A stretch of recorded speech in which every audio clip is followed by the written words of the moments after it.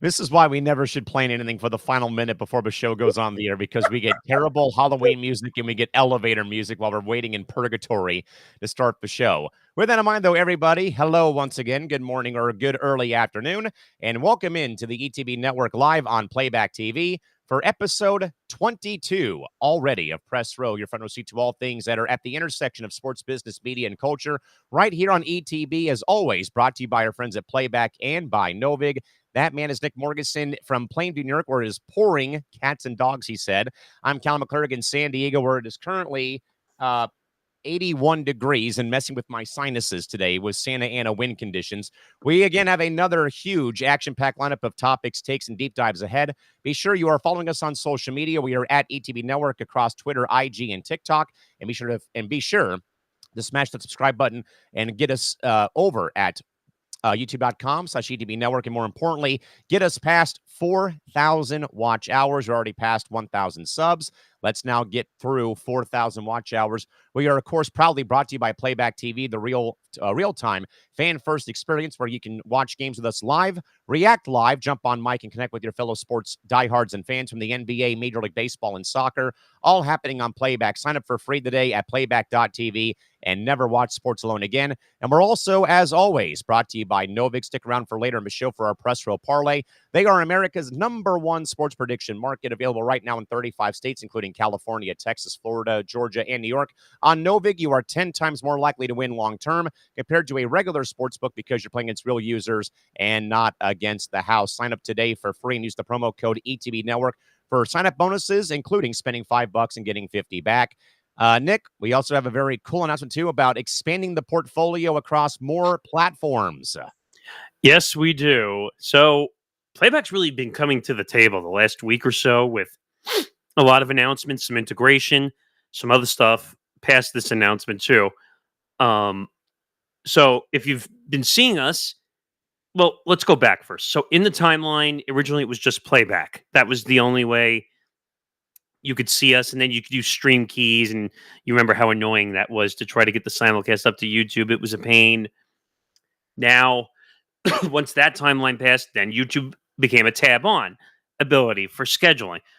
Now we can do that. Well, 2 more tab-on integrations have now been added. One is Twitch, and the other one is Kick. Now, Twitch and Kick kind of look very similar to one another. They do. The platforms are very similar. But at this very moment, we should be simulcasting currently. Yes, I did just check. We're on both platforms live and ready for prime time, baby. So what's going to happen is if you're watching on Twitch and you are watching on Kick, as well as on YouTube, if you comment, all the comments are going to fill. Oh, God. Into You're good. Into our Playback feed section. So all comments will come in, and we will see every single comment that comes in on the bar. So make sure you join us on all platforms, and we will be doing a lot of different things now that we have the ability to simulcast not only to YouTube, but to Twitch and to Kick. And if you go, our accounts on Twitch and Kick are the same as every other platform. So if you go on there, you will find us at ETB Network on Twitch and on Kick, as well as YouTube and Twitter and Instagram and TikTok. So we have expanded in massive ways where you can find us on all those platforms. So we have a large show for you.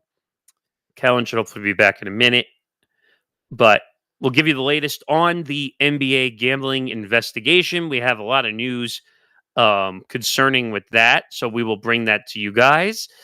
Also, we are going to talk about LSU's costly parting with Brian Kelly, the $52 or $53 million buyout.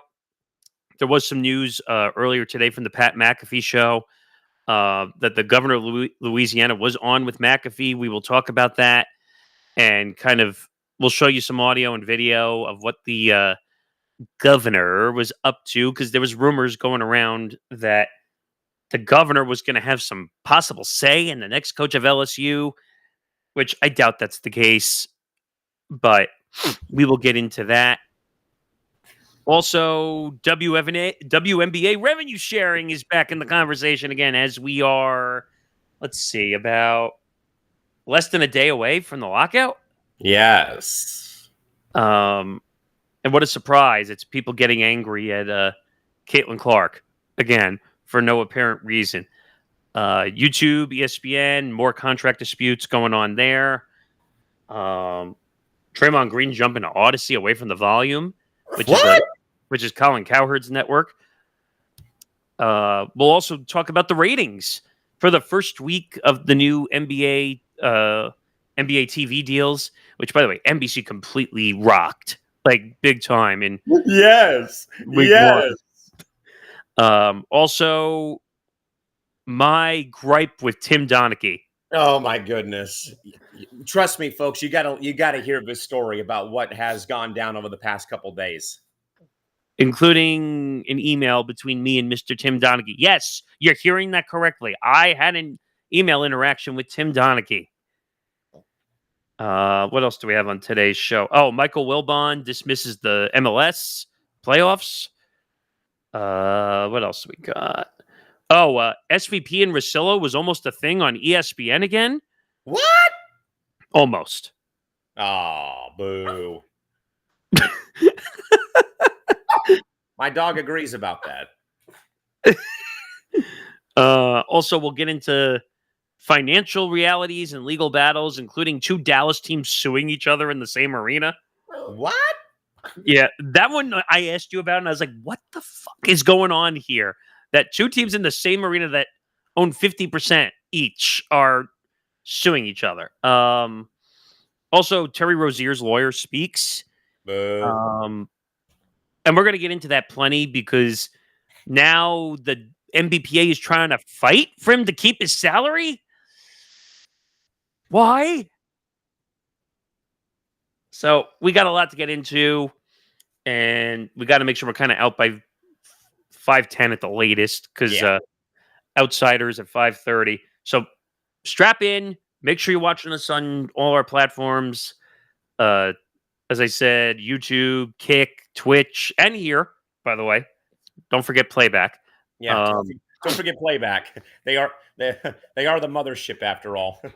So make sure you feed your comments in, and they will directly come to us. So we will see everything. All right. So let's get in. So obviously we got to start where we've been starting the last couple of weeks. The latest on the NBA gambling investigation.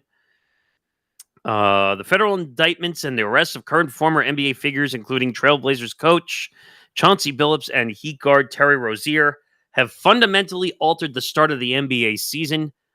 Rozier is charged in a fraudulent sports betting scheme, accused of using and sharing insider information, like when he left a March 2023 game early with a supposed foot injury to corrupt prop bets. Billups is charged in a separate but related mafia-backed scheme involving rigged high-stakes poker games across multiple states. The arrests stem from a probe into fraud totaling, quote, tens of millions of dollars and direct ties to organized crime. Both men are now on administrative leave. Well, is it really administrative leave if they're trying to fight for his pay? Effectively ending their current roles and careers pending the outcome of the charges.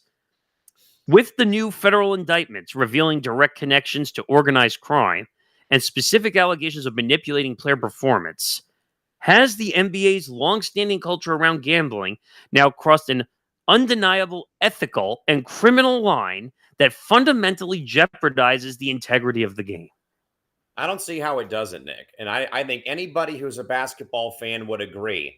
Because, Nick, this is my main selling point. And we brought this up when we had the whole show thrown to bits last Thursday. When the news broke, we heard from FBI Director Kash Patel.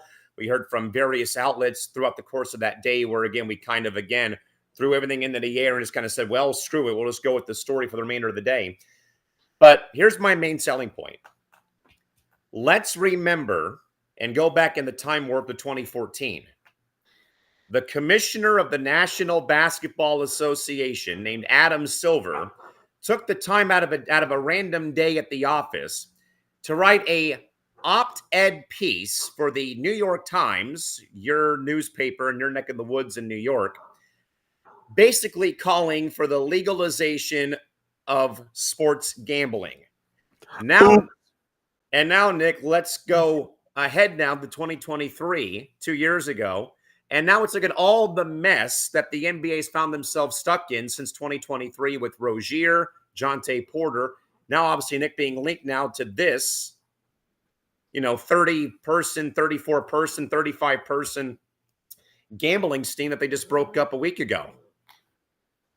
So I agree, though, that the integrity of the game, Nick, as I even said, though, last Thursday, because I know that Mr. Patel made a very kind of, snarky quote about, hey, we get blowback for what all this administration does, and we'll take the heat for it. And that's why I said, why would there be heat given to the FBI for what they just did by cracking down on 30 plus individuals illegally, wagering money? But as I said, though, Nick, this was also done in some way by the FBI to protect the integrity of the game for the NBA. But as Mr. Patel also said, to keep entertainment fair and balanced for everybody out there. This is such an odd situation because, and a lot of the platforms that I'm reading now, a lot of them are saying, well, the NBA is not built to handle a gambling scandal. And I think they're right. They can't handle a gambling scandal because think about, and I think I've said this the last couple of weeks, there's too much access to gambling. Yes. And let me be clear about one thing. It's not just the NBA. The NFL has a sport out there. We have a story about international soccer being caught in with in the gambling crosshairs overseas. The only difference in this scenario is that actual players and actual coaches are involved in this scenario. That's the problem here. So how do we fix this problem? Because the current, now former NBA coach who is involved with the mafia in this situation. Real Ocean's 11 Casino Royale shit going on. And it took 4 to 6 years that they were staking this out for them to say, all right, we have enough. Let's take these guys down here. So this thing is going from bad to worse. I don't think we've heard all the names yet. I think there's going to be more. It's just funny reading some of the headlines of some of the stories because they don't know everything. And they're trying to claim like, oh, this happened here and this happened here. We don't know. It also, according to the CNN story, the league made revelations in a memo sent to all 30 teams. Quote, given the spread of legal betting to the majority of U.S. states, the recurrence of integrity issues across sports, and the emergence of novel betting formats and markets, this is an opportune time to carefully reassess how sports betting should be regulated and how sports leagues can best protect themselves, their players, and their fans. Really? Really? You're going to say that now?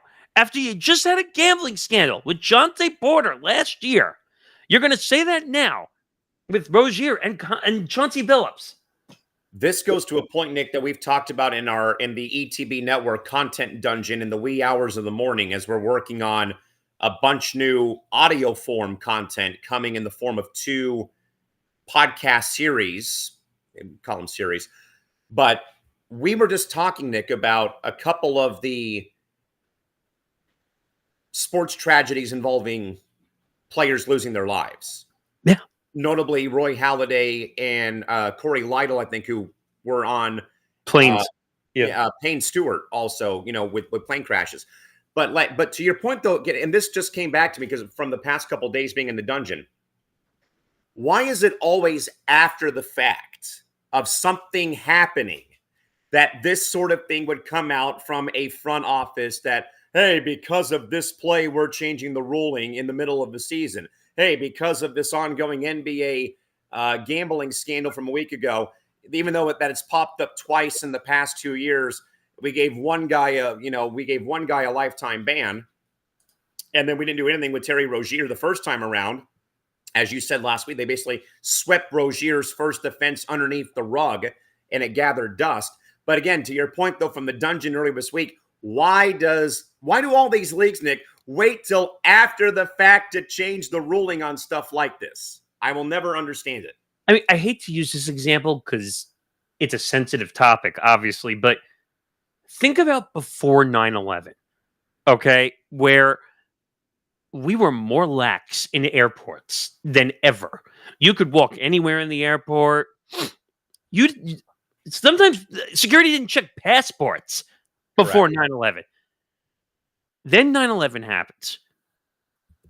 Security nightmare across the country. Yes. What happens now every time you go through an airport?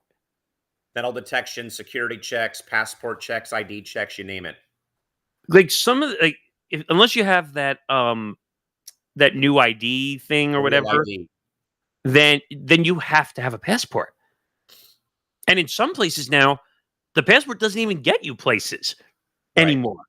But just it pisses me off that it takes a gambling scandal for the NBA, Adam Silver, because every time I used to joke with Tom about this all the time when there was a problem in Major League Baseball. If it's positive, Rob Manfred took the credit for it. If it was negative, Major League Baseball has a problem. Same thing in the NBA.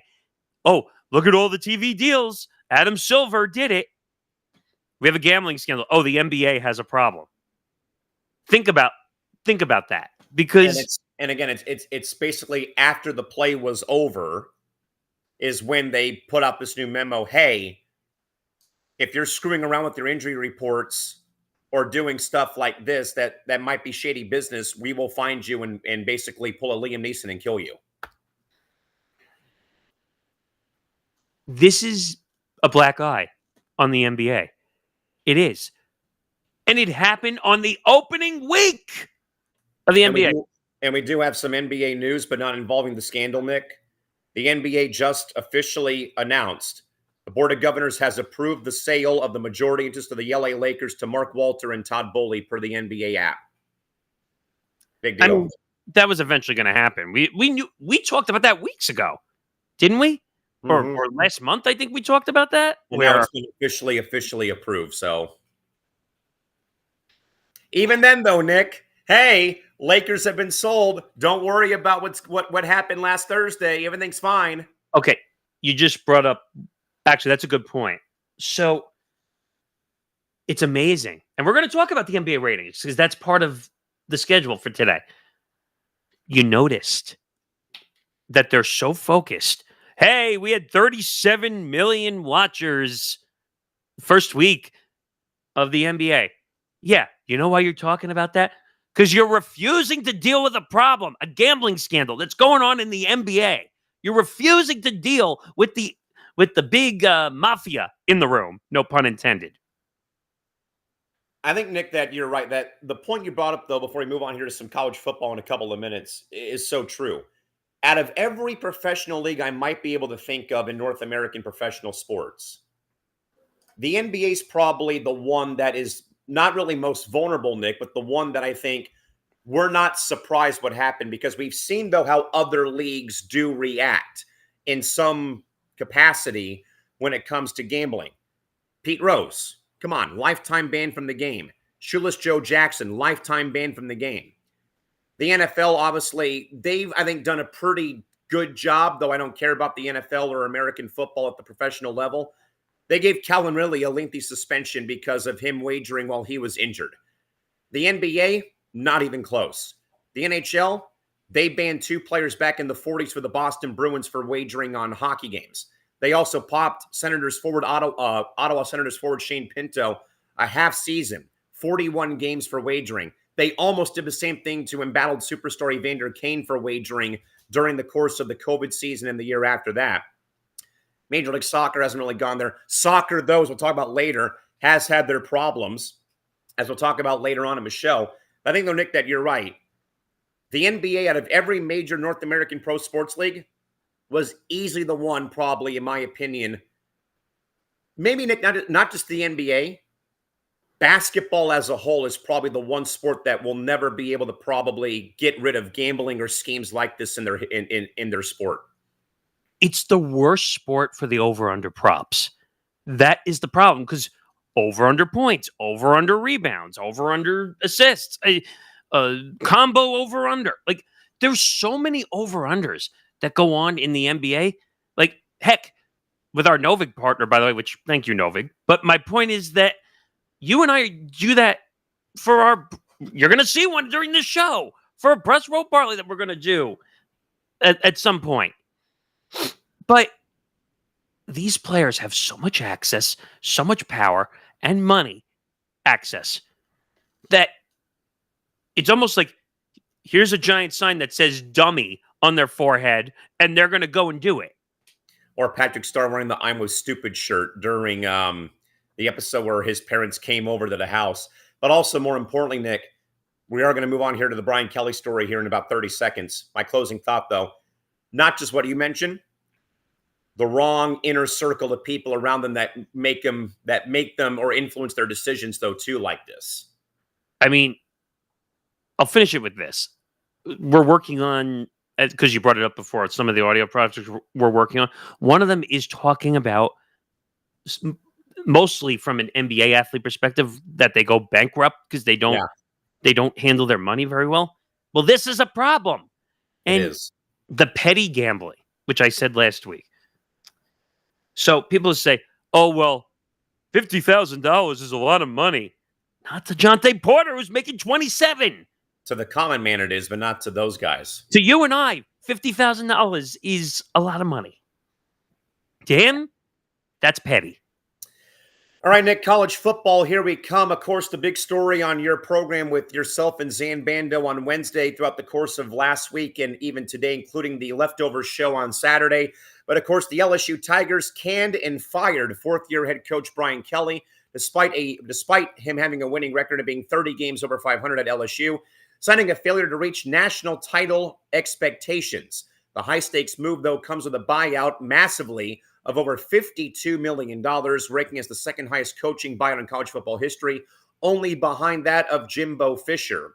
Brian Kelly's tenure was marked by strong quarterback talent with Jaden Daniels and Garrett Nussmeier, but a inability to get over the hump, never winning more than 9 regular season games clouded it, while also people questioned Brian Kelly's personal traits, his character, and off-the-field mannerisms as well, which also highlights the astronomical cost of non-championship results in the SEC.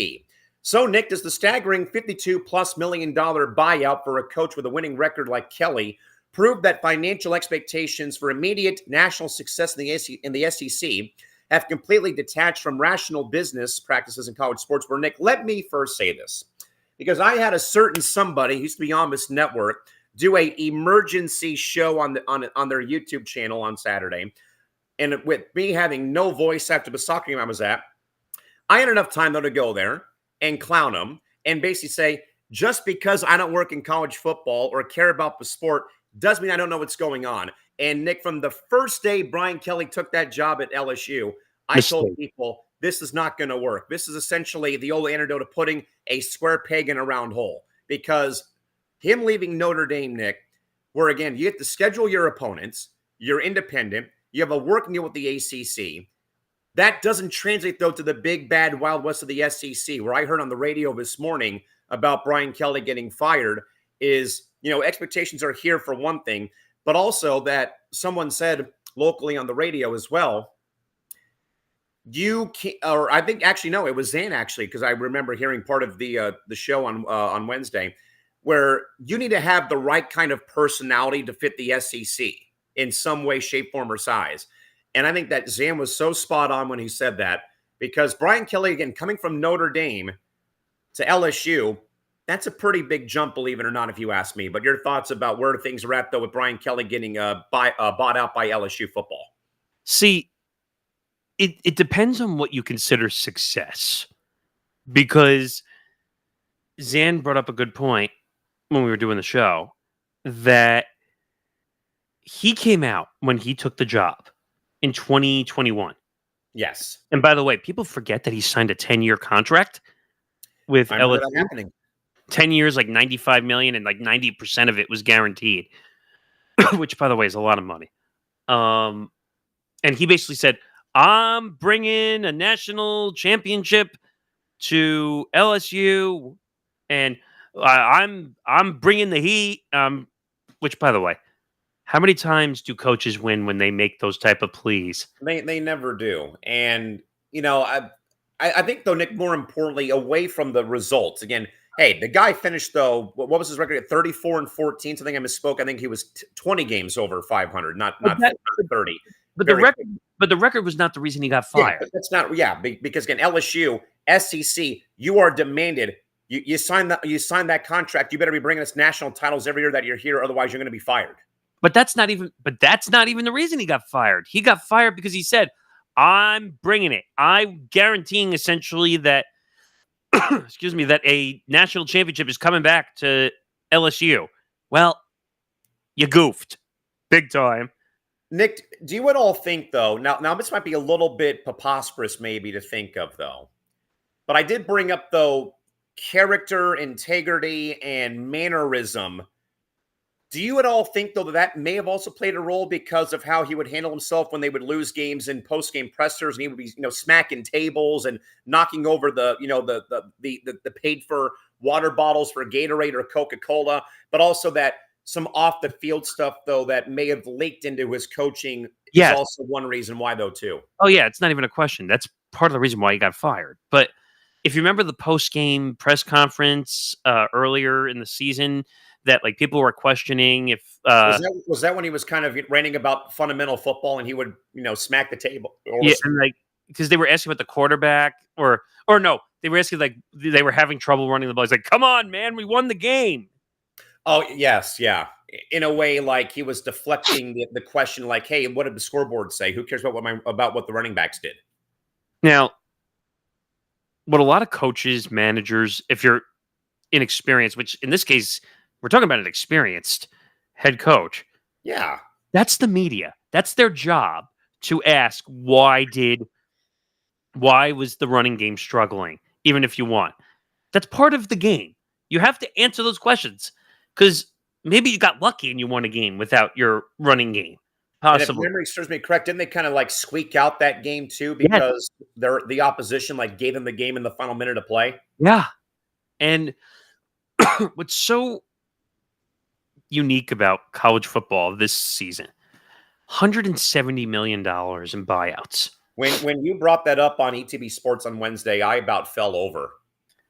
Well, I asked Zan a couple weeks ago. I said, because coaches get fired during the season, because I said, what's a good average like per season? I think he said 3. Like 3 or 4. We're at like 8 or 9 already, and some of them big. James Franklin, Brian Kelly, Billy Napier, Jay Norvell, the UCLA coach, also Sean Foster, big names, and we're already hearing rumors that what's his name out of Notre Dame could be Marcus Freeman, which by the way, he would be the biggest idiot of all time if he left Notre Dame. A bigger idiot than Tim Donaghy? Oh, we'll get there later. Lane Kiffin, another one, Ole Miss, which by the way, Lane, stay in Ole Miss. You are doing a very good job in Ole Miss. Don't go to Penn State. Don't go to Florida. When you have a good program and you're working it, why would you leave? Because remember, he struggled. But remember, he struggled big time. Like in all the other coaching gigs, including the NFL, by the way. Raiders, USC. Like those didn't work. Like this one's actually working for him. Like when you're in a groove, you don't leave. So, but just going back to the question, does the staggering $52 million buyout or a coach with a winning record like Brian Kelly prove that the financial expectations are immediate national success? Well, I would say no, because it depends on what the expectations are. Now, LSU itself did not call out the expectations when he signed. No. He called out the expectations. He said a national title, LSU, we're bringing it. Well, how many have you brought? 0. So he kind of did it to himself. Self-inflicted mistakes. And on top of this, he has the same contract, not by money, but by expectation after getting bought out, like James Franklin, where he has to go find a job. He has to continue to Look for a position somewhere. and then they probably pay the difference. The same thing like James Franklin at PSU. But I don't know. Brian Kelly's not a good guy. Like, he's apparently had some issues with some of his student athletes. Wasn't there a story, I don't remember if it was at Notre Dame, where a kid kind of died or something? I want to see if I can. We were talking about it the other day, and Was he didn't also involved though with Kyron Lacey's issue too? I don't think so. But he's not a good guy. He doesn't care at all. Can we just admit that the last two, that at least to me, that the last two notable coaches who actually were successful at LSU was Ed Orgeron and Les Miles?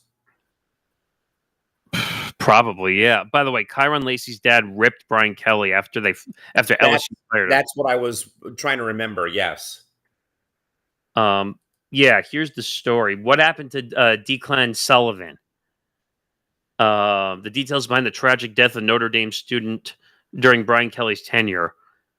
It says he was recording a football practice when a scissor lift he was operating collapsed in winds approaching 50 miles per hour, and he ended up dying.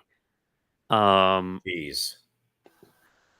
And you would think that Brian Kelly would say, hey, like, cut it out. Like, get down from there. And he just didn't care.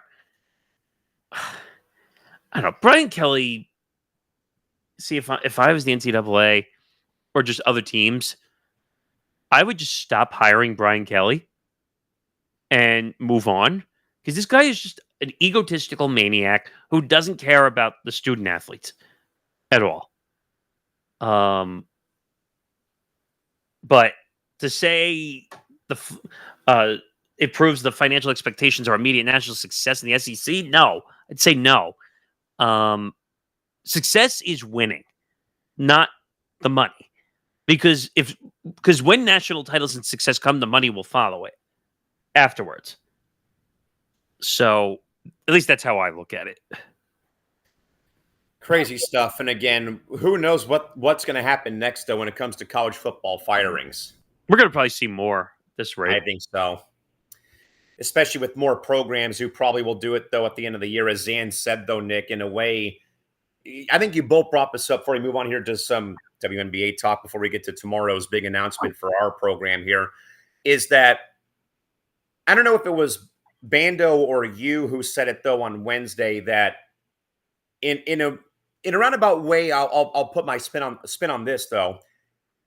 A college football firing that kind of in a way can paralyze a program for a couple of years, if not longer. As opposed to what you guys said about baseball, football, professional sports, though, it's tougher in college because in a way that could paralyze the program. Because if we saw this a bit, though, Nick, when UCLA fired Deshaun Foster, though no players were in the portal, they got that 15-day window to move on because their coach got fired. So what you're bringing up, what we discussed was it's a lot different in MLB, NBA, NFL, because the expectations are still there to win in those three sports. NHL too. But in college, if you're having a bad year, it doesn't make sense to fire the coach until after the season. Which used to be kind of commonplace unless there was like a really bad issue that was going on that led to an in-season firing. Because by firing James Franklin now, firing Brian Kelly now, what does that do? LSU's still in the race, by the way. I know. So I think Frank Wilson was the interim coach that they brought in on their staff, but now at least he knows the team because he was the assistant head coach, I think. Right. But Penn State was going down in the shithole. That's why I guess they made the change because they knew their season was basically over because they have 3 losses already. Correct. So they're not playoff bound at this point. And if they keep going at this rate, they're not even going to be bowl eligible. the way this is going. Yeah, it's probably only going to get worse as time goes on here for the LSU Tigers and for college football in general when it comes to coaches getting fired. All right, Nick, WNBA drama, my friend. We are officially within hours now of the lockout officially hitting. By the way, quick tease for you folks. Join us late tomorrow on Friday, Halloween night. How fitting again. We don't know how long we're going to go, though, but it'll be a very special press row tomorrow on Friday, Halloween night, as we break down the latest and greatest from the WNBA lockout, which, again, Nick, will in fact be taking place sometime tomorrow on October 31st. But with that, Nick, even further, Nafisa Collier has intensified her debate and her commentary ahead of tomorrow's deadline, stating that players are being, quote-unquote, grossly almost taken advantage of, and it should be illegal. Her argument, again, it stems, though, from her earlier commentary 2 weeks ago, plus about League Commissioner Kathy Engelbert, centers around revenue sharing, highlighted by the viral quote that the amount of money that Caitlin Clark has made the league is insane, and she gets 0% of it.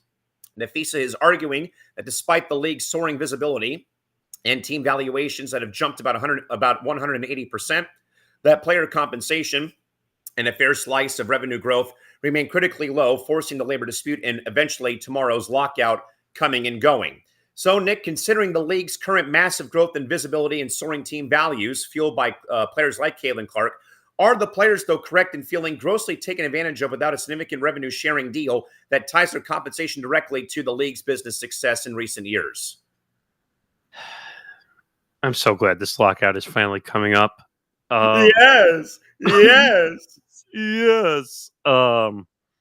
This is a mess. And let me be clear, because this is not going to be a popular opinion that I'm about to say. Both sides are wrong in this situation. Yes.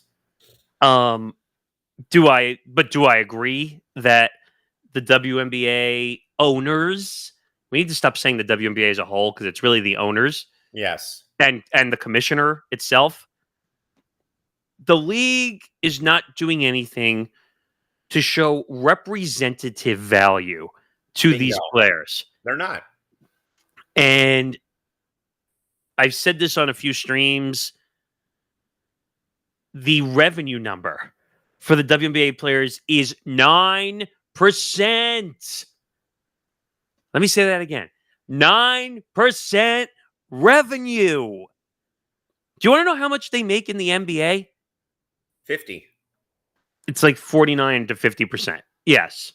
The NHL is, I think the NHL is 51-49 for the players. This is going to be a sticking point. That's part of the problem. The players are not making enough for the revenue for them to be incentivized to care. Okay? The salaries are not high enough. And again, well, when Kathy came to the table, oh, we'll raise the minimum salaries to, what was it? $500,000 or 700,000. Actually, it was like 750,000, actually. And then we'll do a max deal of like $1 million over 3-4 years, which is still not enough, by the way. And then now we're finding out, oh, the WNBA is going to offer a 30-day extension. Why are you waiting until the last full day of the lockout to say you're willing to extend the talks? Why? I'm perplexed by all this. I mean, trust me, I think any WNBA fan, Nick, like us, is saying the same damn thing. Like, why wait to the last minute, Nick? In a way, you know what this reminds me of? When you and I were in grade school or in school, we were told, hey, project is due on a certain day. You procrastinate. You're like SpongeBob and only write the word the. And you have, 799 more words to go. Then you go and make a sandwich. You go and play with your pets. You watch television. You wait till the final day or minute to get it done. That's what this feels like from the WNBA owners in the front office of, hey, can you maybe give us 30 more days? No. Again, Nick, do we really think, though, does anybody out there really think, whether or not you love the WNBA or not, if you're one of those people who like to trash people like me and give me 11.5 thousand views on, on TikTok about my thoughts about the "Pay Us What You Owe Us" t-shirts. Do we think that these women who do have college education and in the highest degrees of college are that bleeping stupid to actually take this bait from the WNBA? Are you kidding me, people? Come on. I mean, that's the problem. By the way, I can use this sound effect because now it makes sense. Wah, wah, wah. Will you cut that out? Because that's what the WNBA players are saying. Cut it out already. Just stop. Either give us our money or we'll shut the WNBA down. We'll go play an Unrivaled and make this even a bigger civil war for women's basketball. And they'll make more money. Yes, yes, yes. And I've said this in many different ways. I think Kathy Engelbert is the dumbest commissioner in professional sports. Can we say that both basketball commissioners might be the dumbest in all of professional sports now? No, I not really, because at least Adam Silver is doing the job of building revenue for the NBA. What is Kathy doing? Because Kathy claims, "Oh well, look, we made a new deal with Versant for all US." Kathy Engelbert has done is unite the Players Association in one of the ways I've never, again, Nick, my other selling point. I've never once seen a Players Association or Players Union be as vocal, outspoken, and not giving two you-know-whats about what the leader of their league is saying, though, from the front office in Manhattan, New York. But it's funny, though, because like when you and I played that 6-minute diatribe of her at the WNBA finals, where she kept contradicting herself every time she spoke. Oh, we're going to make a committee to get everything back on the same page. I don't see that committee anywhere. Do you? No, I don't. Because Kathy talks out of both sides of her ass. She says things. She reminds me of a bad used car salesman, in a sense, where they say, well, this car has this and this and this, and if you pay this price now, we'll throw this, this, this, and this. And then when you drive the car off the lot, it explodes. Right. It's like a bad version of a Tesla, where if you remember, like sometimes they would just explode and you would have no idea why, or they would get on fire. Well, the WNBA is on fire because of Kathy Engelbert currently. Because, like you said, the reuniting of the WNBPA more than ever. Now, there is one problem, which is you have and we talked about this, you have Nafisa Collier and you have Brianna Stewart, who are VPs. People are not calling this out, by the way. Only we have. I've looked around everywhere else. We're the only ones talking about this. And I think it's because some people are acting naive because they're fully... Now, let's be clear. We are on the side of the players in this regard. But we need to put some logical common sense a little bit too when it comes to... There is a little bit of conflict of interest at the same time. And that conflict of interest, before we move on, is in fact the proven fact, though, that both Fee and Stewie are co-founders and owners of the Unrivaled League that Nick said that Playback had access to last season. I think we might get it again. We're hoping to get it, though, too, because I think, Nick, right now, that will be our only women's sports coverage right now until this lockout, if it ever is resolved, come Friday when it starts. Well, we might get March Madness also for the women's tournament. But that is a problem because as much as you and I support the players because they're being underpaid, you can't have your cake and eat it too from that standpoint where you can't be the two VPs of the Players Association, the WNBA, and then say, oh, by the way, I'm going to go co-own a new league, which Kathy Engelbert fails to realize as a competitor against the WNBA, which is still wild to me. And that's still wild to me because that was my first day being on ETB and hosting when we watched the draft. when we heard her say that, my jaw almost hit the ground. Because right now, Unrivalled's kicking your ass. In every way, shape, form, and Right size. Yeah. They're making NILs with players that are not even drafted yet, including Juju Watkins. Which, if I'm Juju Watkins, do I just say F you to the WNBA and go play an Unrivaled? If I'm any player, Nick, who might be in this draft class, I'm reconsidering my options right now, and we'll move on here. But I would keep that in the back of my head though for Friday's late night show. Again, we'll have more about that as we get towards the end of our program here today. We're still again hammering out some details. Again, I got to be at work tomorrow night locally on the West Coast till about 9:00 local time. So again, we're going to work on that as time goes on. And I'm recording shows before then, so it's basically going to be a puzzle piece fit-in effort. We are going to do it. Don't you worry. Because I guarantee you're going to hear every player come out tomorrow and yell and scream to the social media masses. We're probably going to have a ton of video to go through. On a video, and I'll try and pull some streams, get some people on. So we'll see how that goes. Yeah, see what you can do. Yeah, if not tomorrow, we might do like a special, like depending on Saturday scheduling, we might be able to do something on Saturday before I head out for the evening. But again, we'll work on all that later, though. Nick, let's get back, though, to some media news. Once again, Nick, your TV provider, YouTube TV, is back in the crosshairs of another contractual standoff, this time with Disney, as the current carriage agreement is set to expire sometime today on October 30th. The central conflict involves Disney's desire for YouTube TV to absorb the cost of their new direct-to-consumer service, ESPN Unlimited, on top of the existing lucrative linear carriage fees. If the deal is not reached today, that YouTube TV will threaten to pull ESPN and all Disney-owned channels from the 8 million subscriber YouTube TV platform and disrupt access to live sporting events again.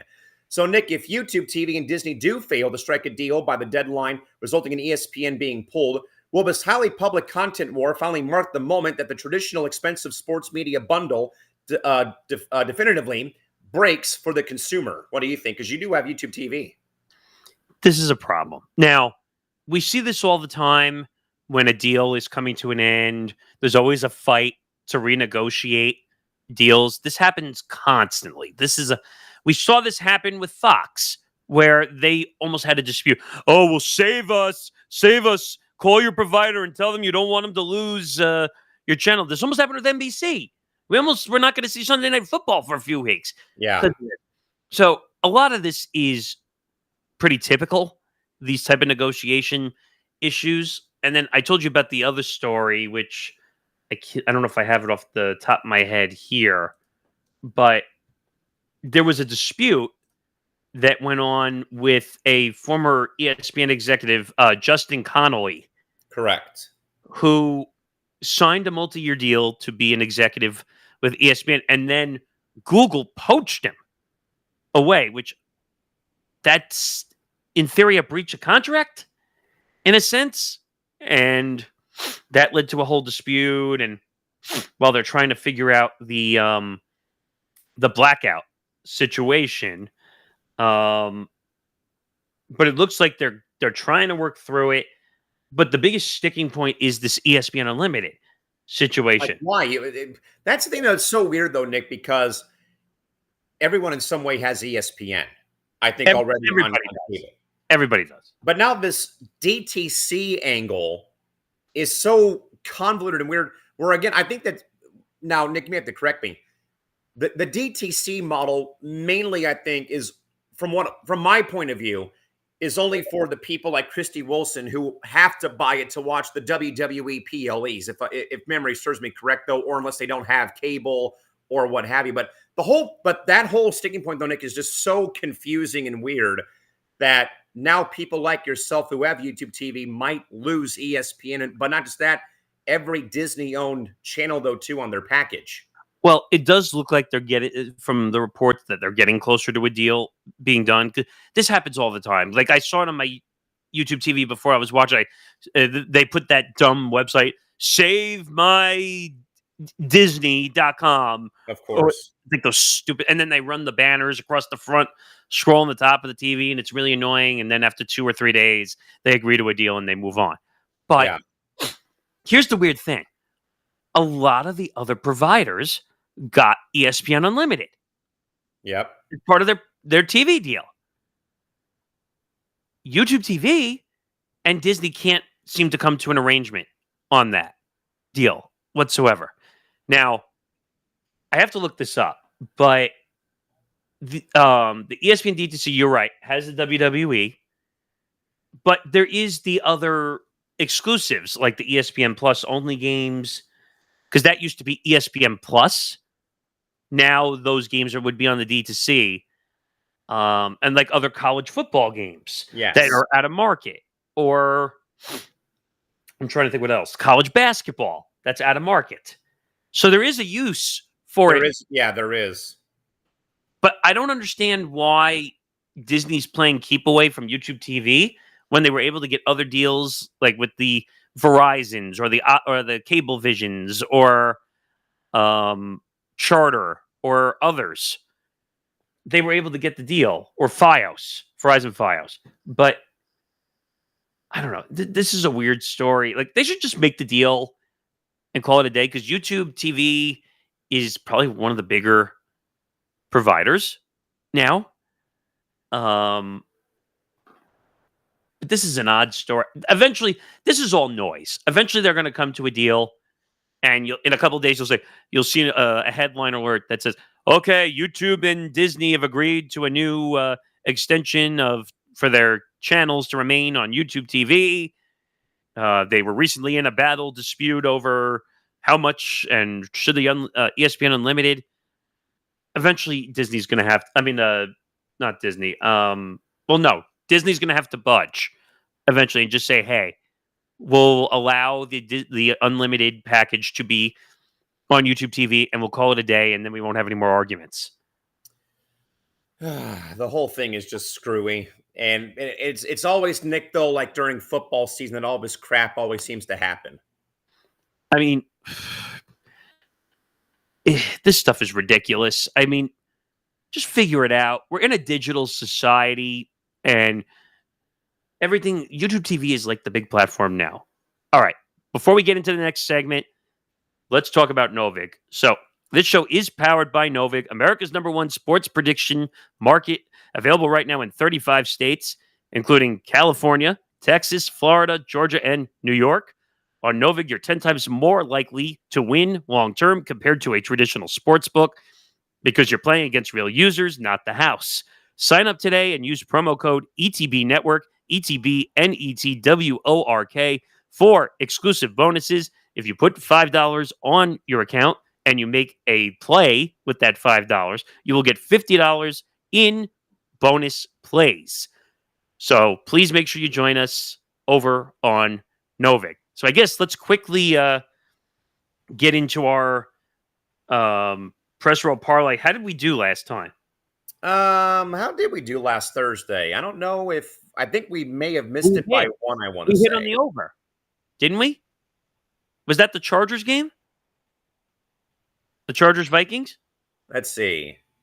Yes, it was Thunder Pacers, Warriors Nuggets, and Vikings Chargers. Yes, that was a big one. Like, because it was multiple sports. We won 434 Novig coins last Thursday. All right. Oh, wow. They got quite a few boosts today. Yeah, those boosts are a 20% TNF SGP, a 20% NHL SGP, and a 20% three-point boost again for the NBA here today. And now, Nick, even better, parlay insurance is now being offered by Novig. So what happens if you turn that on?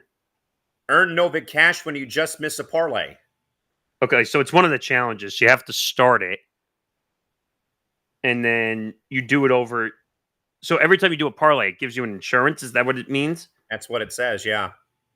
All right, so just to go over the details for the Thursday Night Football. Yeah, who do we got tonight? I heard it's a bit of a clunker tonight. Well, I just want to go over the rules just in case people don't know. So it's a 20% profit boost. Max trade is 15 Novig coins or Novig cash, minimum 3 legs, and it's got to be plus 300 or longer. All right, let's roll then. So we got Baltimore and Miami tonight. Nick, what are you thinking?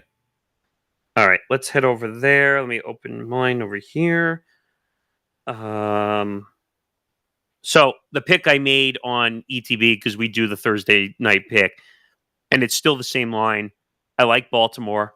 Even with the hook, I still like Baltimore because I think Miami's atrocious. Even though they beat Atlanta last week, which was a shocker. So we'll do that. Now let's head into some more legs here.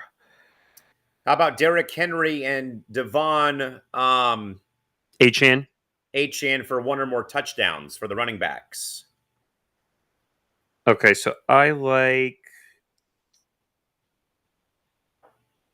I like Derrick. Or we've got a full-fledged Baltimore one for them on the money line. Lamar to throw over 225 passing yards. Henry runs for 90 or more yards, and Zay Flowers has 60 or more receiving yards. Those always nerve me, so I think I'm just going to pick them within the game. All right, so I'm going to go Derrick Henry for a touchdown. So I scrolled over to the half under anytime touchdown. Yep. Derrick Henry over 1.5 or over 0.5. I moved it to over 0.5. Let's see what else. So that's plus 122. Let's go to passing. Oh yeah, I like Lamar for over 1.5 touchdowns tonight. Also, okay, that's plus 244. So let's go to rushing. Over under 87.5 rushing yards for Derrick Henry. Ooh. How good's Miami's run defense, though? Not good. Take the over. It's tough because he gets really streaky. So they're a bad rushing defense, but I just don't know. All right, let's look over at receiving too. I think I do like Zay Flowers, though, for over 68.5 receiving yards, though. All right. So that's and plus there you go. You can unlock the boost right there.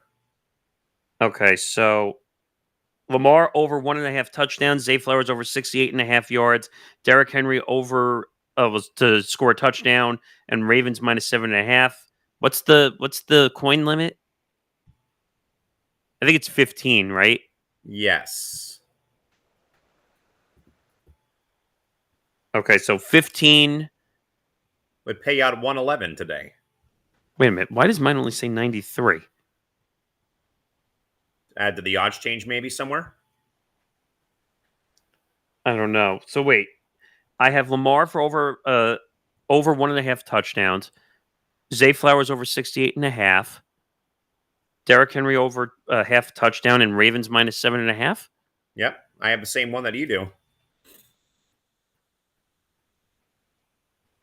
Where's the parlay, though? I mean, where's the... Oh, did I not put the boost on? Let me go back over here. Oh, because I didn't claim it.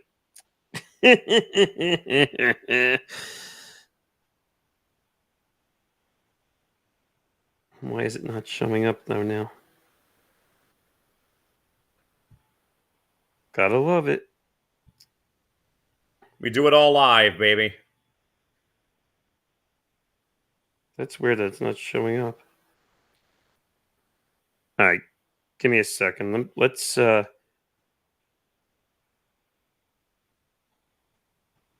Oh, we gotta love this. All right. Do me a favor. Let's try this again. So, Ravens minus 7.5. And then what did we have? We had Derrick Henry over half touchdown. Over half a touchdown, yes. And what was the others? Zay Flowers over for his receiving yards. Okay, let's do that again. Okay, Zay Flowers. And then what was the other? Oh, passing, right? Passing touchdown? Yes. There it is. Okay, so now why is it coming up as 646? There it is. Okay, 15 to win 111, right? Oh, did I lose you for a second there? All right, so it's 50. I have 15 to win 111. Okay, so there we go. That's all good now. All right. Hour number two. Let's get it. So we'll finish with the story we had planned for hour one. So NBA star Draymond Green is moving his popular and influential podcast, The Draymond Green Show, from this is the wrong name. Yes. From Colin Cowherd's The Yes. Volume network to a new major partnership with Odyssey.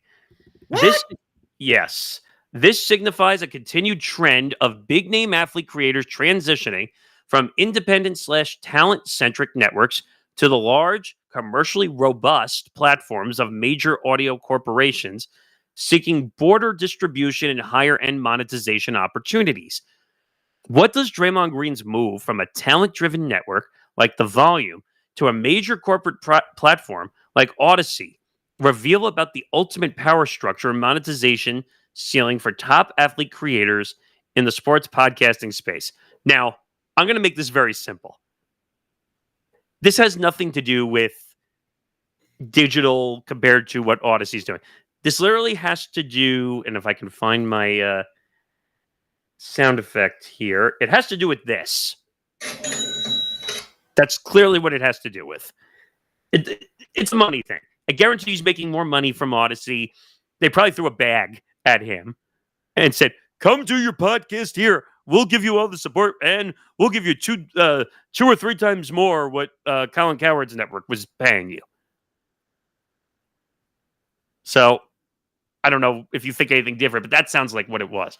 I think I'm just more surprised though that Draymond would elect to move from like a free will network like Cowherd's, The Volume, to go and work for corporate radio in a way, if that makes any sense. Like, you know, I mean, I it probably doesn't though, but I think I'm just more surprised though that Draymond, with his, you know, robust personality on the floor, how he can be off the floor. I think he does bring a lot to the table though with his perspective on certain things in basketball and sports.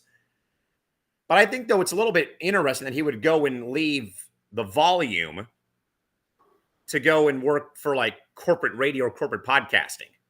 Well, let's be clear. Even though, excuse me, Odyssey is a radio company first, even though they've almost overdone it with the amount of podcasts that they do now.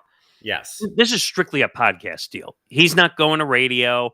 Now, will you hear him on Odyssey stations maybe from time to time now that he's got a deal with Odyssey, including 95.7 The Game in San Francisco? Yes. You might see him on more appearances. Correct. In Odyssey markets. Or maybe eventually... And what's the name of that podcast you tell me about all the time? The WNBA one. What's her name? Renee? Jordan Robinson. Oh, okay. And they were airing that on weekends on certain affiliates at one point for Odyssey, including WFAN on certain weekends. They were airing it. But we gotta read past all the legal mumbo jumbo. This is probably a money deal, if I had to take a guess.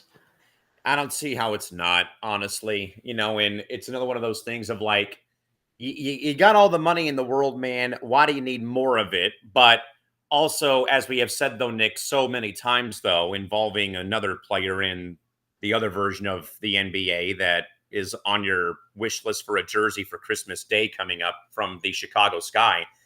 It's all about players now finding a way to get their voice out there, but also,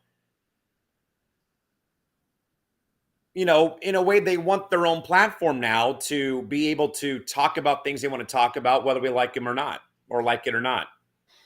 Yeah, I mean, don't get me wrong. There's no shortage of companies that want his show. He knows basketball. Let's be clear about one thing. Can he be a head case at an egomaniac? Yes. But he actually talks the game very well. Like, he knows it also helps that he's on the inside, that he knows everything that's going on in NBA circles, and he can talk about X's and O's. It's way better than LeBron James's podcast, just saying. But I'm surprised he left the volume. That was interesting, and because they just brought on why am I forgetting her name? Sophie Cunningham. Yes, Now, I doubt that had anything to do with it, correct. but Draymond Green is also a free spirit, so sometimes these guys or gals are going to make deals because they're athletes and they have the power to do whatever they want. So this might have been a power play on Draymond's point of view, or maybe his agent's got in his ear, Yeah, and maybe it wasn't even his choice. Well, he has to sign off on it. Let me be clear about that. But maybe they just said to him, "Oh, we got you a better deal at Odyssey. Let's go here and leave the volume. The volume will be fine. They've done way more." I heard that Coward's company is like valued at like at $100 million. and that's unbelievable. So I don't think he's hurting that badly. Not at all. So I think again, this is strictly a business move. Even though he's made hundreds of millions of dollars, does it really matter where he does his podcast? Probably not. But it is what it is. It is what it is. All right, Nick, officially into hour 2 now. Early reviews of the NBA on NBC and NBA on Prime Video are reportedly putting pressure on ESPN's well-established NBA coverage. Critics have long called ESPN's coverage of the NBA stagnant and lacking in various ways in presenting the NBA Finals, but also, Nick, due to the fact that people have praised NBC's picture quality and also have praised Amazon Prime Video for doing deep dive analysis, but also live breakdowns with their studio team of certain plays, including Adonis Haslam breaking down defensive sets down low. More importantly, the new partners are expected to prioritize making the games feel important again, which could force ESPN to dramatically update its production approach for the league. So, Nick, after just 1 week of play, what is the early season buzz for NBC and Prime Video's new broadcast approach? Tell us about the current state of ESPN's NBA coverage, and will the competition finally force the longtime incumbent to fundamentally change its NBA basketball presentation? They have to change. They have to change because in a way, before you move on, because we have long called baseball a dinosaur, can we now call the NBA on ESPN a dinosaur now because of how their coverage has tanked over the last several years and decades? from a studio coverage perspective, That's what I meant. Yes, I would say yes, because when you look at Mike Breen, who I still think is the number one play-by-play guy across the NBA circles. I mean, Ian Eagle and Kevin Harlan might have a thing or two to say about that, but Mike Breen will always be number one in my book, constantly. 1,000%. I don't want to hear the BS. Oh, he was the Knicks guy, so you're going with a New York guy. No, he's been calling national games for years. So, and by the way, they finally got that booth right, I feel like, with him and Richard Jefferson and Tim Legler. So they finally got that right. As much as like I feel bad for Doris, like she just did not fit in that booth. It just didn't work. But they've done an amazing job. Like from the standpoint of play-by-play. Studio coverage, can we please take Kendrick Perkins away? Please. It's like painstakingly bad watching Kendrick Perkins talk on ESPN. What was that dumb thing he went viral for? Like something about ibuprofen or whatever with L. Duncan on SportsCenter. Like, come on, man. Like, I don't know. Like, does he have some blackmail on ESPN that we don't know about? Like, I don't know, man. I mean, ESPN,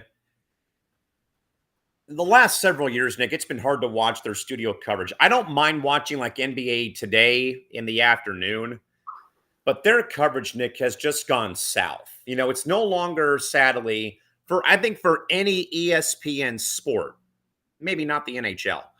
it's no longer about the game, Nick. It's about firing off hot takes, calling people out for getting stuff wrong. You're right, I'm wrong. I played in the NBA, kiss my rear, go in, whatever. That's not what coverage of a league should look like. It should look like what NBC has done, though, with how they put their studio team together, them being on site for every pregame show.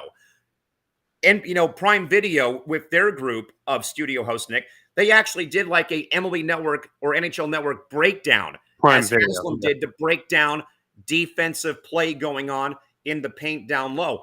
That is what I think makes a pregame show or a halftime show or a postgame show worth watching.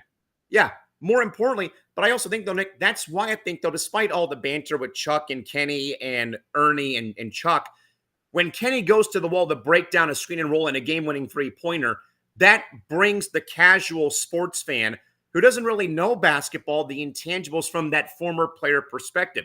That's why I have long believed, despite how some of us can be, former players make the best analysts. Former coaches make the best analysts sometimes because they can give you that insight about why this play worked, why that play didn't work, why the coach made that pitching change, for example. Not always about calling people out for getting stuff wrong, though, when they give an opinion about a game or a player, as ESPN has long, in a way, fallen into that mousetrap because of SAS and Kendrick Perkins. Well, I mean, even though it's not NBA, but like the Pat McAfees and the SASs of the world, where they're just out there looking to scream at people rather than having a discussion about certain topics. But I don't remember if it was opening night or if it was, or when it was, but like watching Steve Nash breaking down like a pick and roll and with Blake Griffin and Dirk, and that was actually kind of cool. Like seeing, and like they were drawing the virtual arrows so you could see all the paths of everything. This is actual basketball talk and analysis, not about why the Mavericks are terrible with Cooper Flag after 5 games. So like I said to myself, oh, that's cool. I can actually see what these guys, real like NBA Hall of Fame type guys, are telling me. Oh, champions, MVPs, defensive player of the years, you name it, all-stars, that adds a layer to a network's coverage of the sport when it's done the right way. Now, again, I don't want to keep body slamming ESPN, Nick, but they, in a way, and I think you and I both would agree, though, because, again, one of the other ideas we have, though, is to rebring the sports reporters back here on ETB called Empty the Column. They have totally gone wide left and wide right with that bullseye about what made ESPN great 40 plus years ago. I mean, I said this a while ago, like when we were first getting the show off the ground, that ESPN, what's the knock on ESPN? It's Mickey Mouse goes far left, if you know what I mean, is one problem.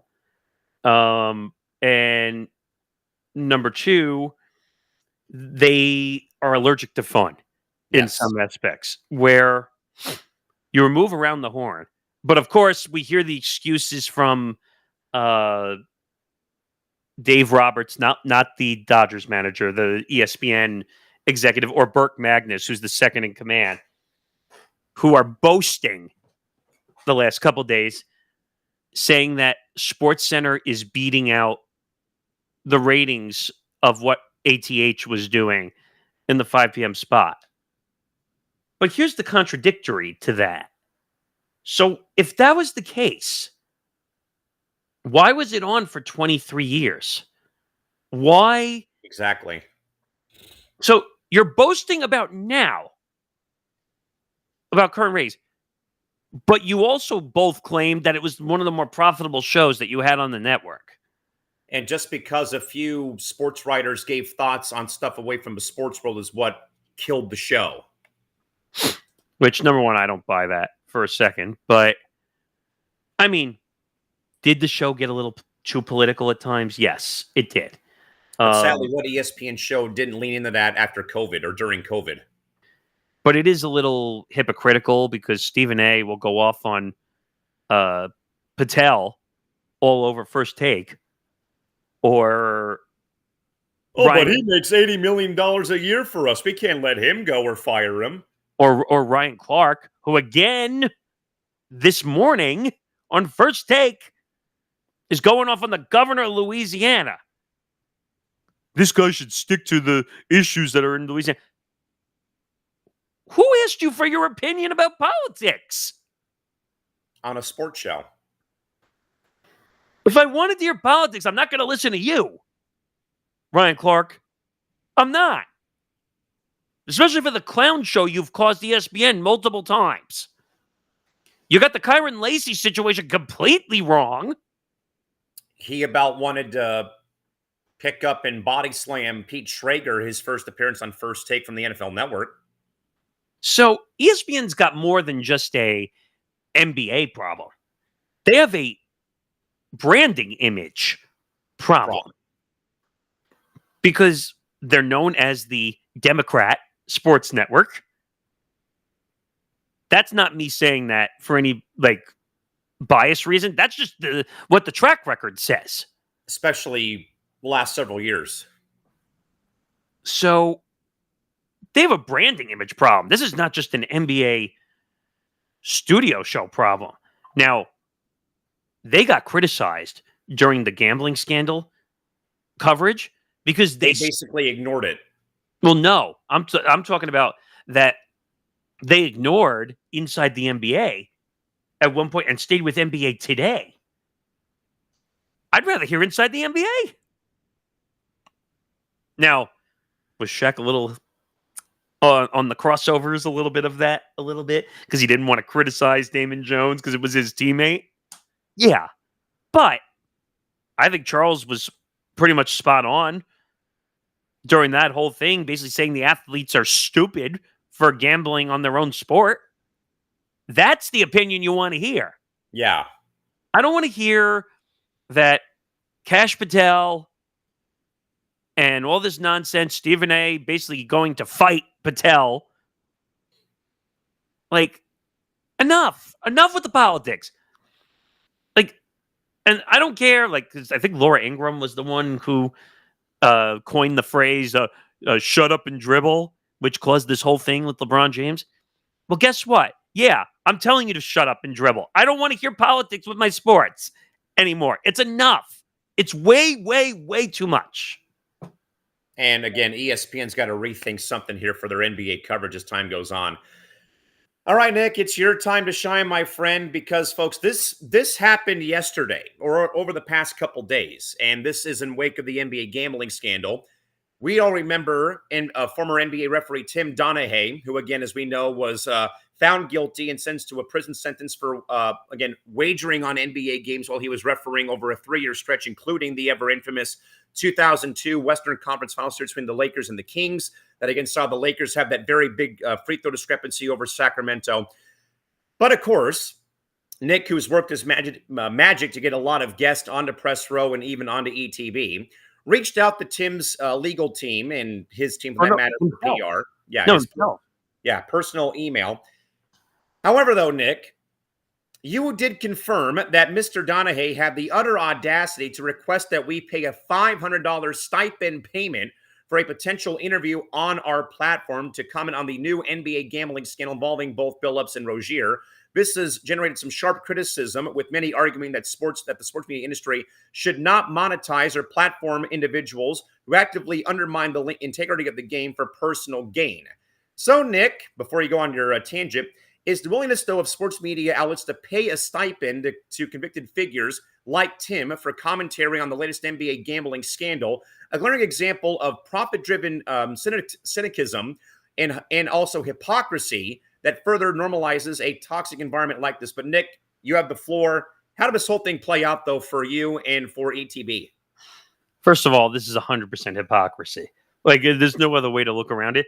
But just so people don't say I'm a liar, this is the email that I wrote and got a response. So if anyone says to me, well, Nick, you over-accentuated this, I showed it to you the other day. This is real. This is 100% real. Take a screen grab, people. This is real. Okay? So I get an email.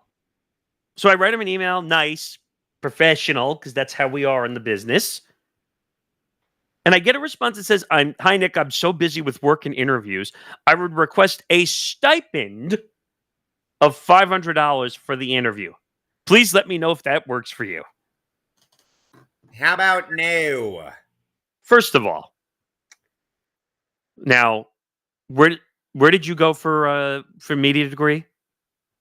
I went to a place called Radio Connection in Los Angeles and worked here locally at a radio station in San Diego County. Okay. So I went to National Community College and then I went to LIU. I learned very early on in this business, you don't pay for interviews. Do you know how sleazy that is? That practice of saying, pay me for an interview? Now, the point I made to you when I first read this email, when he sent this back to me, he's got to be so deep in the hole from this legal scandal still. As I brought up to you in the dungeon and over the past couple days.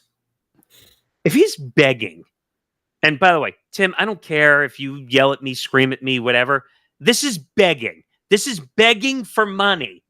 And if I'm wrong, tell me. But this clearly is a money grab, begging, please, please, give me money, please. Spare change? Spare change, anybody? Spare change?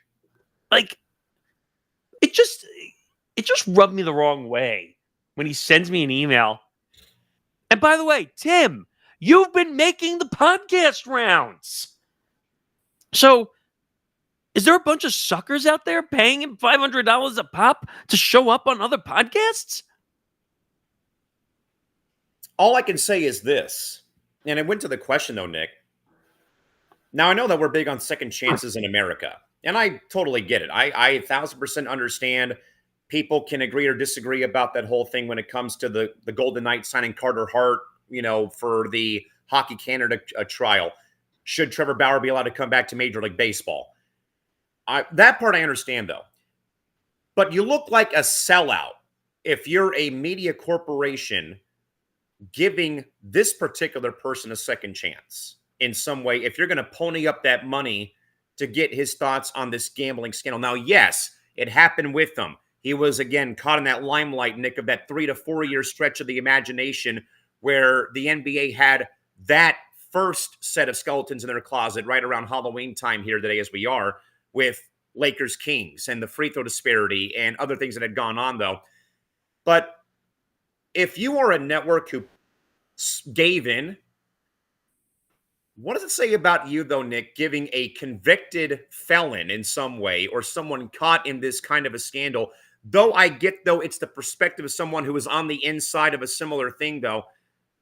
But it feels like a cop-out, though, Nick, to just get the commentary where I would not even want to touch this with a 10-foot pole. And that might be, hypocrisy. It might be this or that, though. This is one thing, though, I would probably not understand why a network would bow a knee to this kind of request. Where I went to my point, though, Nick, is Tim, though, in a way still paying off lawyer fees, paying off debt, paying off this, paying off that, where he has to resort to these stipend requests. So we're also, Nick, as you said, though, he's even making cameos again now on the Cameo app on your phone. So I just searched his name in YouTube because I'm just curious to see interviews he's been doing. So he's been doing interviews over the last year. Okay. And now more recently since the scandal broke last Thursday.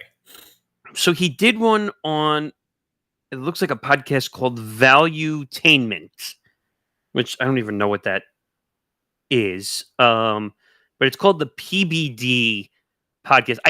This is the one I think I sent to you over. Yes. So I'm listening to it.